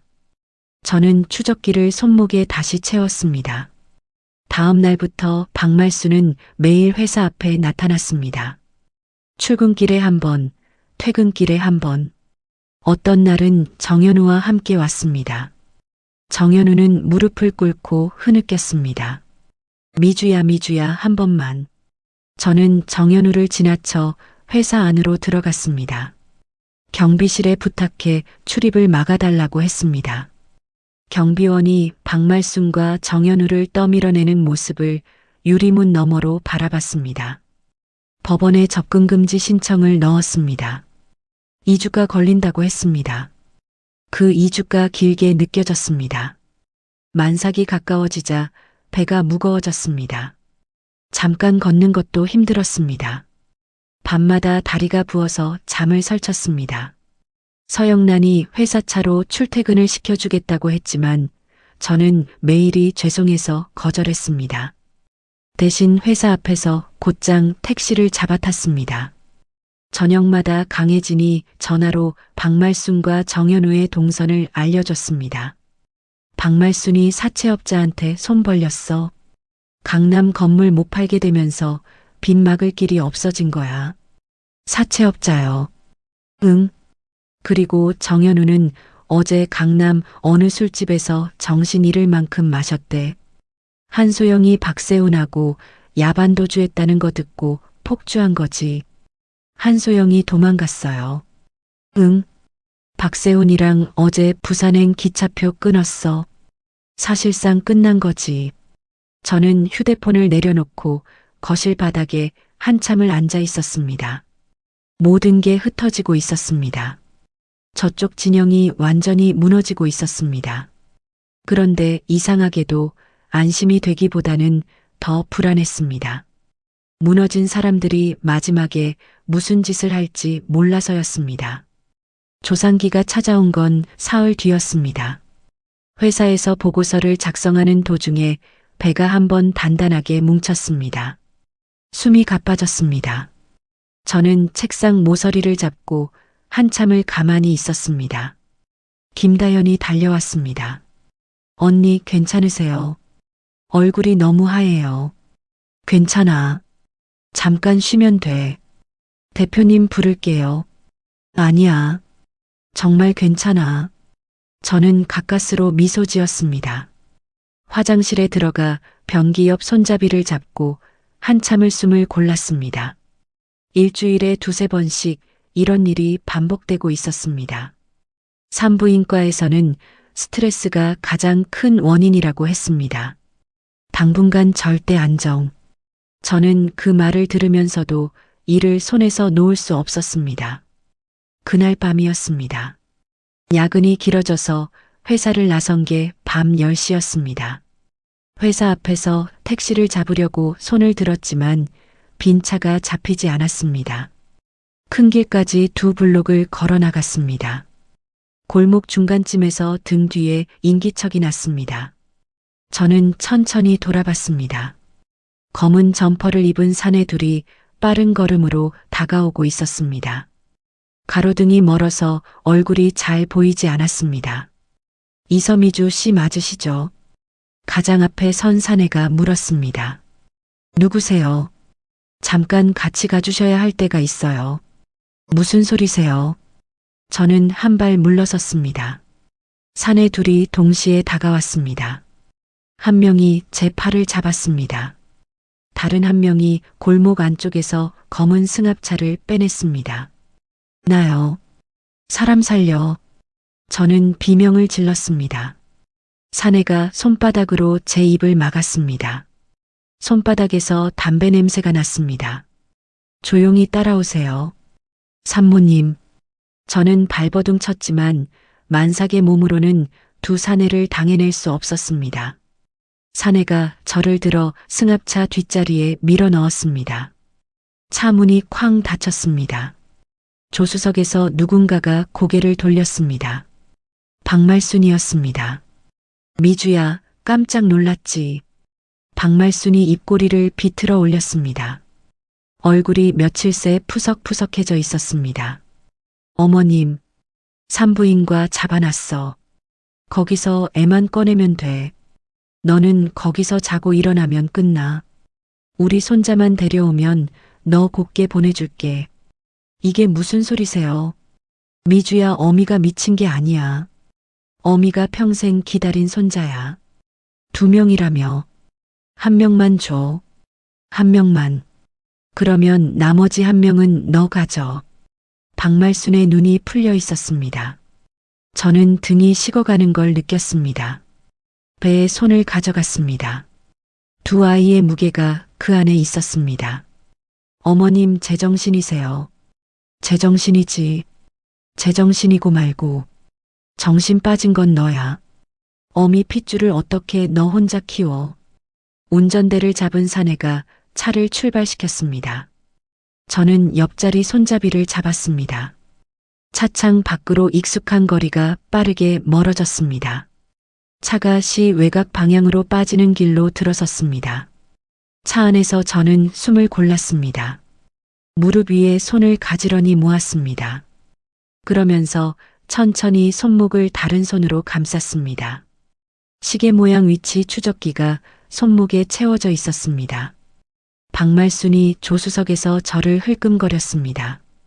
미주야, 거기 산부인과 의사 이미 돈 받았어. 비밀 보장된대. 아무도 몰라. 너만 입 다물면 돼. 어머님, 왜? 어머님 평생 그 말 후회하실 거예요. 무슨 후회? 후회는 너 시집 와서 7년 동안 애 못 낳은 거, 그게 후회야. 저는 손바닥으로 손목 추적기를 가렸습니다. 다른 손으로 비상 버튼을 길게 눌렀습니다. 손가락 끝에 작은 진동이 느껴졌습니다. 신호가 송신됐다는 표시였습니다. 저는 시선을 차창 밖으로 돌렸습니다. 가로등이 점점 드물어졌습니다. 차창에 비친 제 얼굴이 어둠 속으로 사라졌다 다시 나타나길 반복했습니다. 어머님, 한 가지만 물어봐도 돼요. 뭐? 정현우 씨, 이거 알아요. 박말순이 잠시 말이 없었습니다. 알아. 알면서 모른 척하지. 정현우 씨가 같이 짠 거예요. 같이 짠 거지. 어미 혼자 무슨 힘으로 이걸 해. 저는 두 손을 무릎 위로 모았습니다. 손바닥이 차가워지고 있었습니다. 하지만 마음 한구석은 묘하게 가라앉았습니다. 정현우에게 남아있던 마지막 일말의 인간적인 기대가 그 말 한마디로 깨끗하게 부서졌습니다. 차가 더 어두운 길로 접어들었습니다. 차창 너머로 가로등 하나가 전멸했습니다. 저는 손목 추적기를 가만히 한 번 더 눌렀습니다. 배 위에 두 손을 얹고 숨을 길게 들이마셨습니다. 운전석 사내가 박말순 쪽으로 고개를 돌렸습니다. 사모님, 20분 정도면 도착합니다. 천천히 가. 사고 나면 안 돼. 우리 손자 다쳐. 박말순이 룸미러로 저를 한 번 더 흘끔거렸습니다. 저는 시선을 떨구지 않았습니다. 박말순의 눈을 똑바로 마주봤습니다. 박말순이 먼저 시선을 피했습니다. 저는 손바닥으로 배를 한 번 더 쓸어내렸습니다. 배 안에서 두 아이가 동시에 발을 굴렀습니다. 저는 그 진동을 손바닥으로 가만히 받아 안았습니다. 차가 도심에서 점점 멀어졌습니다. 가로등이 끊긴 길을 15분쯤 달렸을 때였습니다. 앞쪽 도로 양옆에서 갑자기 강한 불빛이 차창을 때렸습니다. 경찰차 두 대가 길을 가로막고 있었습니다. 이게 뭐야? 뭐야? 박말순이 조수석에서 몸을 앞으로 기울였습니다. 운전석 사내가 핸들을 급하게 꺾었습니다. 차가 한번 크게 흔들렸습니다. 저는 손잡이를 꽉 잡았습니다. 배가 한 번 더 단단하게 뭉쳤습니다. 경찰차 옆에 검은 세단 한 대가 서 있었습니다. 운전석 문이 열리고 서영란이 내렸습니다. 손에 휴대폰을 든 채로 우리 차 쪽으로 빠르게 다가왔습니다. 차에서 내려요. 전부. 경찰관 둘이 운전석과 조수석 문 앞에 섰습니다. 사내가 잠시 망설이다가 양손을 들고 내렸습니다. 박말순이 차 문을 열려고 했지만 손이 떨려서 손잡이를 놓쳤습니다. 뒷자리 문이 열렸습니다. 서영란이 저를 향해 두 손을 내밀었습니다. 이서미주 씨, 천천히. 천천히 나와요. 저는 서영란의 손을 잡고 차에서 내렸습니다. 다리가 풀려서 한쪽 무릎이 꺾였습니다. 서영란이 제 어깨를 받쳐 안았습니다. 괜찮아요. 다 끝났어요. 대표님, 잘했어요. 추적기 누른 거 정말 잘했어요. 저는 서영란의 어깨에 이마를 잠시 기댔습니다. 멀리서 구급차 사이렌 소리가 들려왔습니다. 응급실 천장이 다시 눈에 들어왔습니다. 저는 침대에 누워 천장 형광등을 바라봤습니다. 배에 태아 심박 모니터가 부착되어 있었습니다. 규칙적인 박동 소리가 방 안을 채우고 있었습니다. 의사가 차트를 들고 들어왔습니다. 산모님, 다행히 아이들은 무사해요. 자궁 수축이 좀 있어서 사흘 정도 입원하시면 됩니다. 네. 의사가 나가고 나서 서영란이 침대 옆 의자에 앉았습니다. 이서미주 씨, 한 가지 결정할 게 있어요. 네. 경찰서에서 진술하실 거 다 모아놨어요. 납치 미수, 감금 미수. 여기서 더 갈 거예요. 박말순 씨, 정현우 씨, 그리고 한소영 씨 그동안 모은 자료 다 같이 넘길 거예요. 그렇게 해도 되겠어요. 네. 한 번에 다 묶을 거예요. 도중에 마음 약해지면 안 돼요. 안 약해져요. 저는 천장 형광등을 한 번 더 봤습니다. 오늘 차 안에서 어머님이 그러시더라고요. 정현우 씨가 처음부터 같이 짠 거라고요. 서영란이 잠시 말없이 저를 바라봤습니다. 그래요. 네. 그래서요. 약해질 일이 없어요. 서영란이 제 손을 한번 가만히 잡았다 놓았습니다. 강 변호사도 곧 와요. 진술서 같이 정리할 거예요. 네. 이튿날 강수정이 병실에 들어왔습니다. 서류 가방을 침대 옆에 내려놓고 노트북을 꺼냈습니다. 이서미주 씨, 박말순 씨 어제 자정에 구속됐어요. 정현우 씨도 새벽에 임의동행으로 끌려갔다가 오전에 정식 체포됐고요. 한소영 씨는 부산에서 잡혔어요. 박세훈 씨랑 같이 모텔에서 발견됐대요. 셋 다요. 네. 셋 다요. 저는 침대 등받이를 조금 더 세웠습니다. 강 변호사님, 한 가지 부탁드릴 게 있어요. 말씀하세요. 제가 직접 가서 한 번씩 보고 싶어요. 셋 다요. 유치장에 면회 갈 수 있나요? 강수정이 잠시 저를 바라봤습니다. 갈 수는 있어요. 근데 산모 몸으로 그렇게 다니시는 거 권하고 싶지 않은데요. 단 한 번씩이에요. 가서 한마디씩만 하고 올게요. 강수정이 잠시 고민하다 고개를 끄덕였습니다. 퇴원하시면 같이 가요. 제가 모셔다 드릴게요. 퇴원하고 사흘이 지났습니다.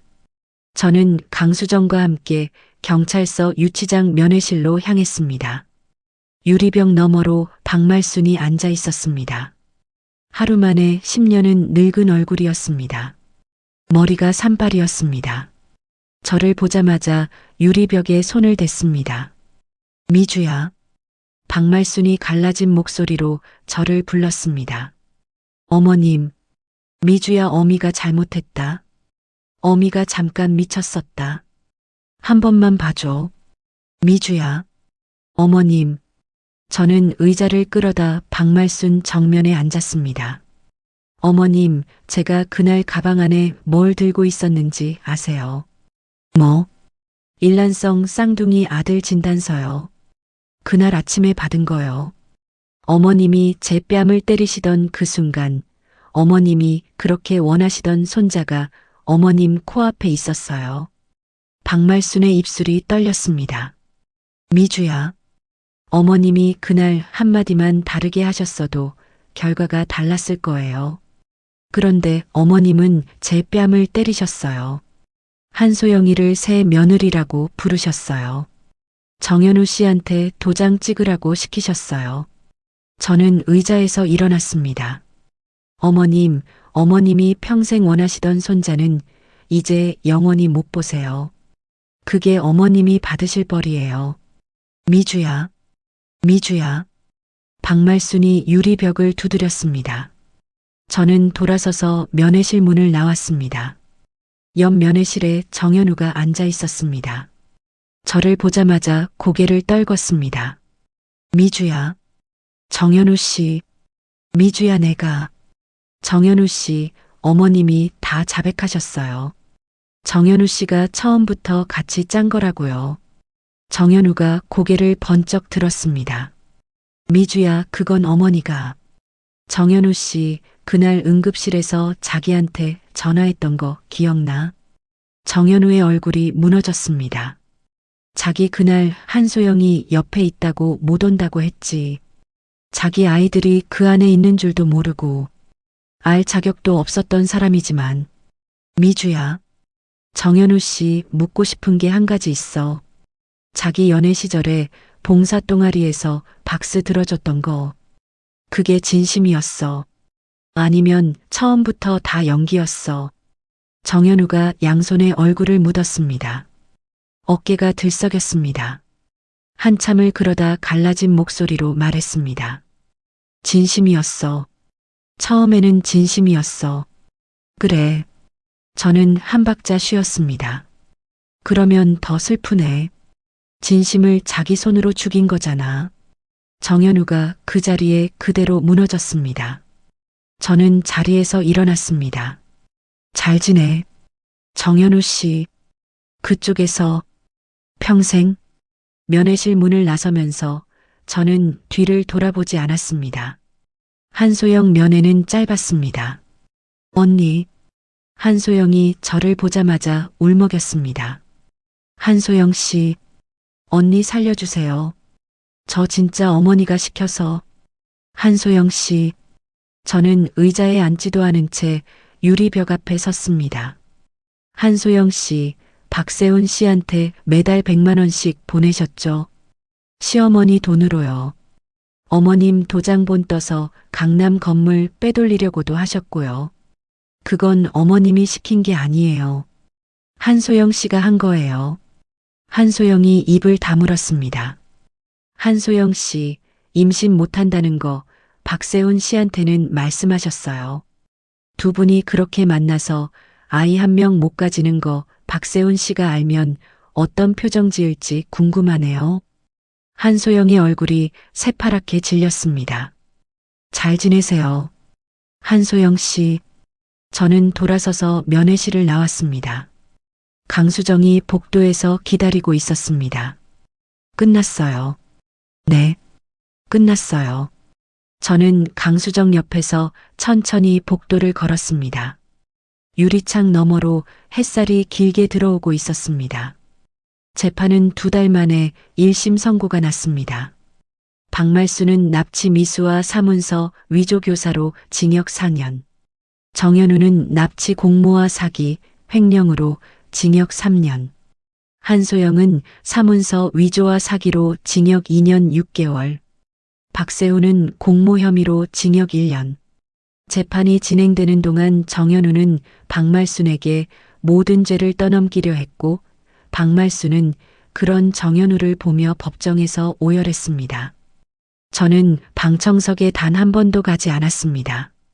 대신 강수정이 매 재판 결과를 정리해 보내줬습니다.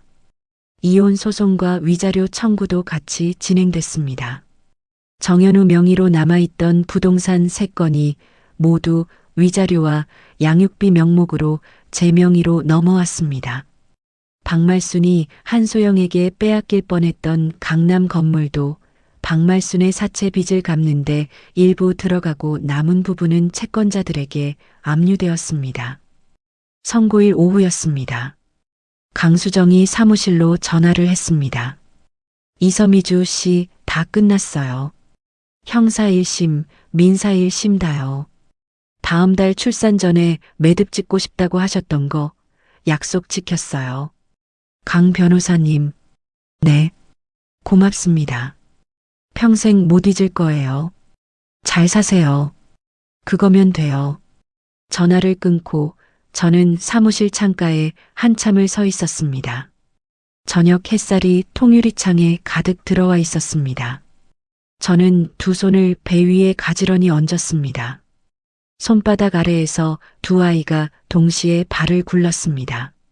저는 한번 깊이 숨을 들이마셨다 내뱉었습니다. 서영란이 사무실 안쪽에서 저를 불렀습니다. 이서미주 실장님. 네, 대표님. 오늘은 일찍 들어가요. 저녁에 우리 집 와요. 미역국 끓여놨어요. 저는 가방을 챙겨 들었습니다. 사무실 문을 나서며 한번 뒤를 돌아봤습니다. 책상 위 화분이 햇살 아래 푸르게 빛나고 있었습니다. 엘리베이터 안에서 거울 속 제 얼굴을 마주 봤습니다. 1년 전 응급실 천장을 보던 그 얼굴이 떠올랐습니다.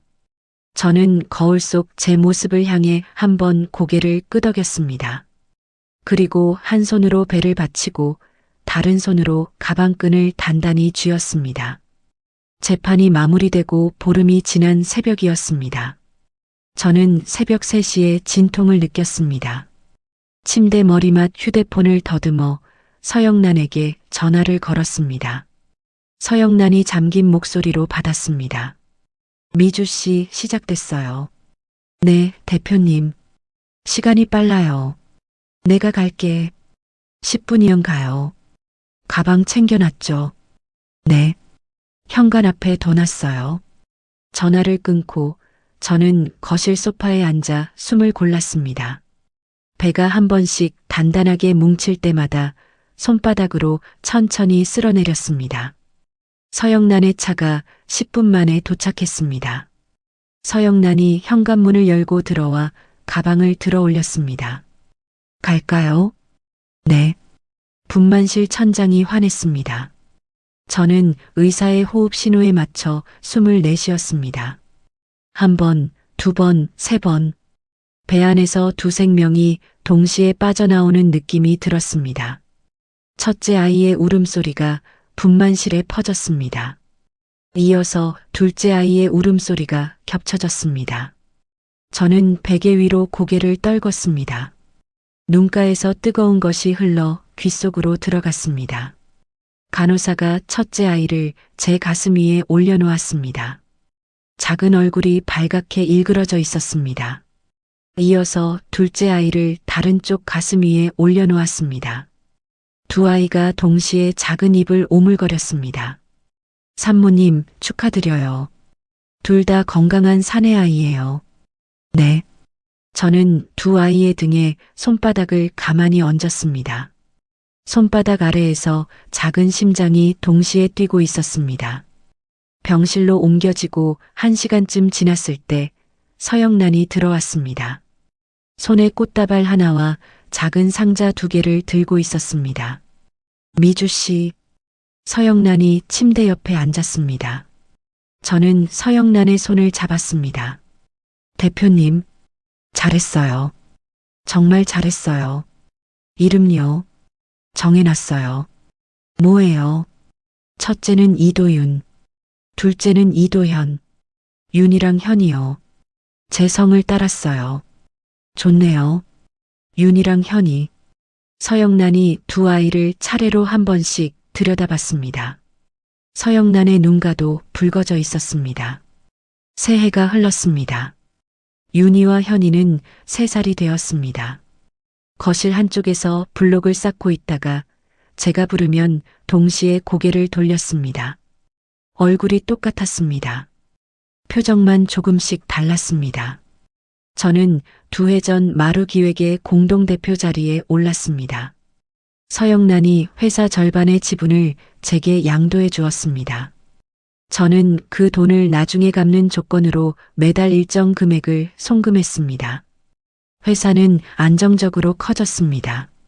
시내 상가 인테리어 외에도 작은 카페나 식당을 차리려는 여자 사장님들의 컨설팅을 전문으로 맡았습니다. 그분들에게는 수임료를 낮춰받았습니다. 대신 매달 1시간씩 그분들과 모여 차를 마시는 자리를 만들었습니다. 누군가에게 손을 내미는 일은 이상하게도 받는 일보다 더 따뜻했습니다. 윤희와 현이가 사는 집은 회사에서 차로 10분 거리였습니다. 방이 3개, 거실이 넓은 단독주택이었습니다. 주말마다 두 아이를 데리고 캠핑을 다녔습니다. 캠핑장에서 두 아이가 동시에 텐트 안으로 기어들어오는 모습을 사진으로 남겼습니다. 봄날 오후였습니다. 저는 두 아이를 어린이집에 보내고 거래처 미팅을 마치고 회사로 돌아오는 길이었습니다. 회사 근처 사거리에서 신호가 빨간불로 바뀌었습니다. 차창 밖으로 시선을 돌리는데 횡단보도 옆 인도에 백발의 노인이 폐지를 잔뜩 실은 손수레를 끌고 있었습니다. 손수레 무게에 비해 노인의 어깨가 너무 작았습니다. 허리가 굽어 있었습니다. 저는 그 옆모습을 한참 들여다봤습니다. 박말순이었습니다. 박말순도 차창 안에 저를 발견했습니다. 손수레 손잡이를 놓을 뻔하다 다시 잡았습니다. 한 발 다가오려다 멈췄습니다. 입술이 달싹였습니다. 무어라 말하는 것 같았지만 차창 너머로 소리가 들리지 않았습니다. 저는 박말순을 한참 동안 마주봤습니다. 어떤 감정도 올라오지 않았습니다. 미움도, 동정도, 분노도, 안쓰러움도. 그저 길에서 마주친 낯선 노인을 보듯 그렇게 봤습니다. 신호가 초록으로 바뀌었습니다. 저는 박말순에게서 시선을 돌렸습니다. 엑셀을 가볍게 밟았습니다. 차가 사거리를 빠져나왔습니다. 룸미러로 한번 흘끔 봤습니다. 박말순이 그 자리에 그대로 서 있었습니다. 회사 앞 주차장에 차를 세우는데 김다연이 손을 흔들며 다가왔습니다. 대표님, 잠깐 들어오시면 안 돼요. 거래처에서 자기네 매장 앞에 와서 좀 봐달라고 그러는데요. 어디? 우리 회사 근처? 네. 2블록만 가시면 돼요. 새로 인테리어 들어간 카페요. 같이 갈래? 저는 김다현과 함께 사무실 골목을 빠져나왔습니다. 2블록을 걸어 카페 앞에 도착했습니다. 카페 앞에서 한 남자가 손걸레로 누군가의 차를 닦고 있었습니다. 검은색 작업복에 모자를 깊이 눌러 쓴 사내였습니다. 허리를 굽혀 차 보닛을 닦고 있었습니다. 저는 그 옆모습을 한번 흘끔 봤습니다. 모자 아래로 보이는 옆얼굴이 익숙했습니다. 정현우였습니다. 정현우가 저를 알아본 건 한 박자 늦었습니다. 손걸레를 든 손이 멈췄습니다. 입술이 떨렸습니다. 입을 한번 벌렸다 다물었습니다. 미주야. 목소리가 갈라져 나왔습니다. 저는 정현우 옆을 그대로 지나쳤습니다. 김다연이 의아한 얼굴로 저를 따라왔습니다. 대표님 아시는 분이세요? 아니, 모르는 분이야. 저는 카페 안으로 들어가 사장과 인사를 나눴습니다. 도면을 한참 들여다보고 마감재 샘플을 만져봤습니다. 1시간쯤 회의를 하고 카페를 나왔습니다. 정현우는 여전히 그 자리에 있었습니다. 이번에는 다른 차를 닦고 있었습니다. 저를 향해 한 발 다가오려 했습니다. 미주야. 저는 발걸음을 멈추지 않았습니다. 김다연의 팔짱을 가볍게 끼고 골목으로 들어섰습니다. 정현우가 등 뒤에서 무어라 말하는 소리가 들렸지만 알아듣지 못했습니다. 김다연이 작은 소리로 물었습니다. 대표님, 정말 모르는 분이세요? 응, 모르는 사람이야. 진짜로 모르는 사람. 저는 김다연의 팔을 한번 다정하게 토닥였습니다. 저녁이 되어 어린이집에 들렀습니다.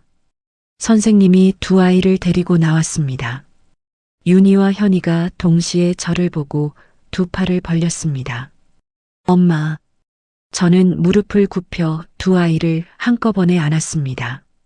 2아이의 작은 손이 제 목을 감쌌습니다.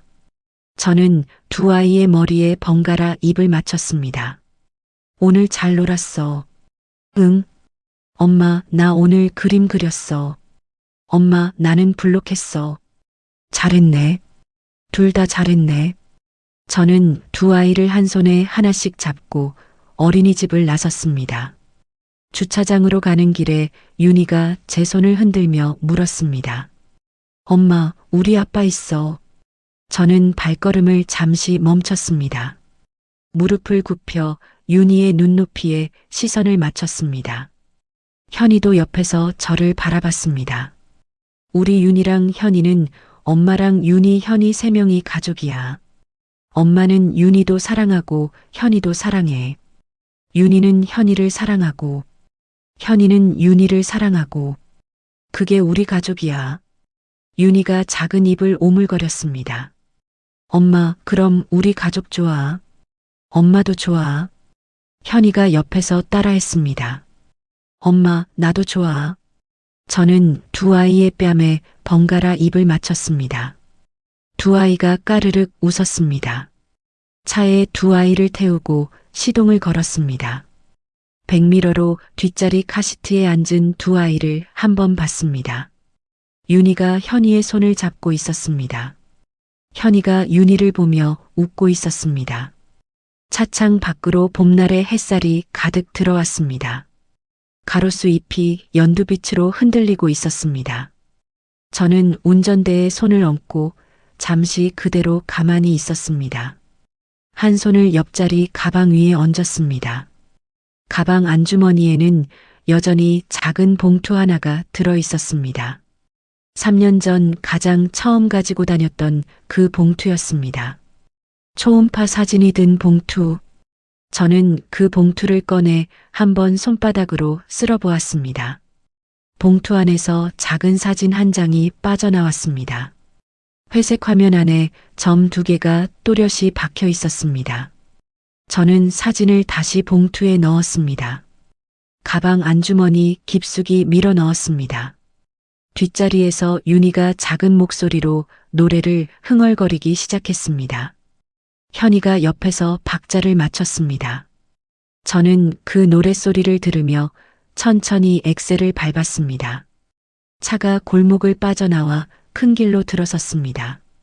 앞 유리창 너머로 햇살이 길게 뻗어 들어왔습니다. 저는 한 손으로 운전대를 잡고 다른 한 손을 잠시 옆자리로 뻗었습니다. 손을 폈다가 다시 쥐었습니다. 누군가의 손을 잡으려던 자리가 아니었습니다. 그저 제 손이었습니다. 저는 그 손을 다시 운전대로 가져왔습니다. 양손으로 운전대를 단단히 쥐었습니다. 백미러로 두 아이의 얼굴을 한 번 더 봤습니다. 두 아이가 동시에 저를 향해 손을 흔들었습니다. 저는 두 아이를 향해 작게 웃었습니다. 그리고 천천히 앞을 보고 나아갔습니다. 7년이라는 시간 동안 저는 시어머니의 손바닥과 남편의 외면, 그리고 가짜 며느리의 비웃음 속에서 점점 작아지기만 했습니다. 아들을 못 낳았다는 이유 하나로 사람 취급조차 받지 못했던 시간이었어요. 그날 뺨을 맞으며 흩뿌려진 이혼 서류 앞에서 저는 차라리 잘 됐다고 생각했습니다. 저들이 그렇게 갈망하던 핏줄이 이미 제 뱃속에 있다는 사실을 저는 끝까지 숨겼어요. 그 침묵이 칼날이 되어 저들을 한 명 한 명 무너뜨렸습니다. 가짜로 임신한 척하던 새 며느리는 모든 것을 잃고 사라졌고 평생을 손자 타령하던 시어머니는 백발의 노인이 되어 길거리에서 폐지를 줍고 있었습니다. 저를 외면하던 남편은 제 회사 근처에서 남의 차를 닦으며 살아가고 있었어요. 저는 이제 두 아들의 손을 잡고 누구의 며느리도 아내도 아닌 이섬이주로 살아갑니다. 가족이라는 이름으로 누군가에게 함부로 대해도 된다는 생각, 그것이 얼마나 무서운 부메랑이 되어 돌아오는지. 오늘 이 사연이 비슷한 아픔을 겪고 계신 분들께 작은 용기가 되었으면 좋겠습니다. 이야기를 끝까지 들어주신 분이 계시다면 잘 들었다고 댓글 하나만 남겨주세요. 감사합니다.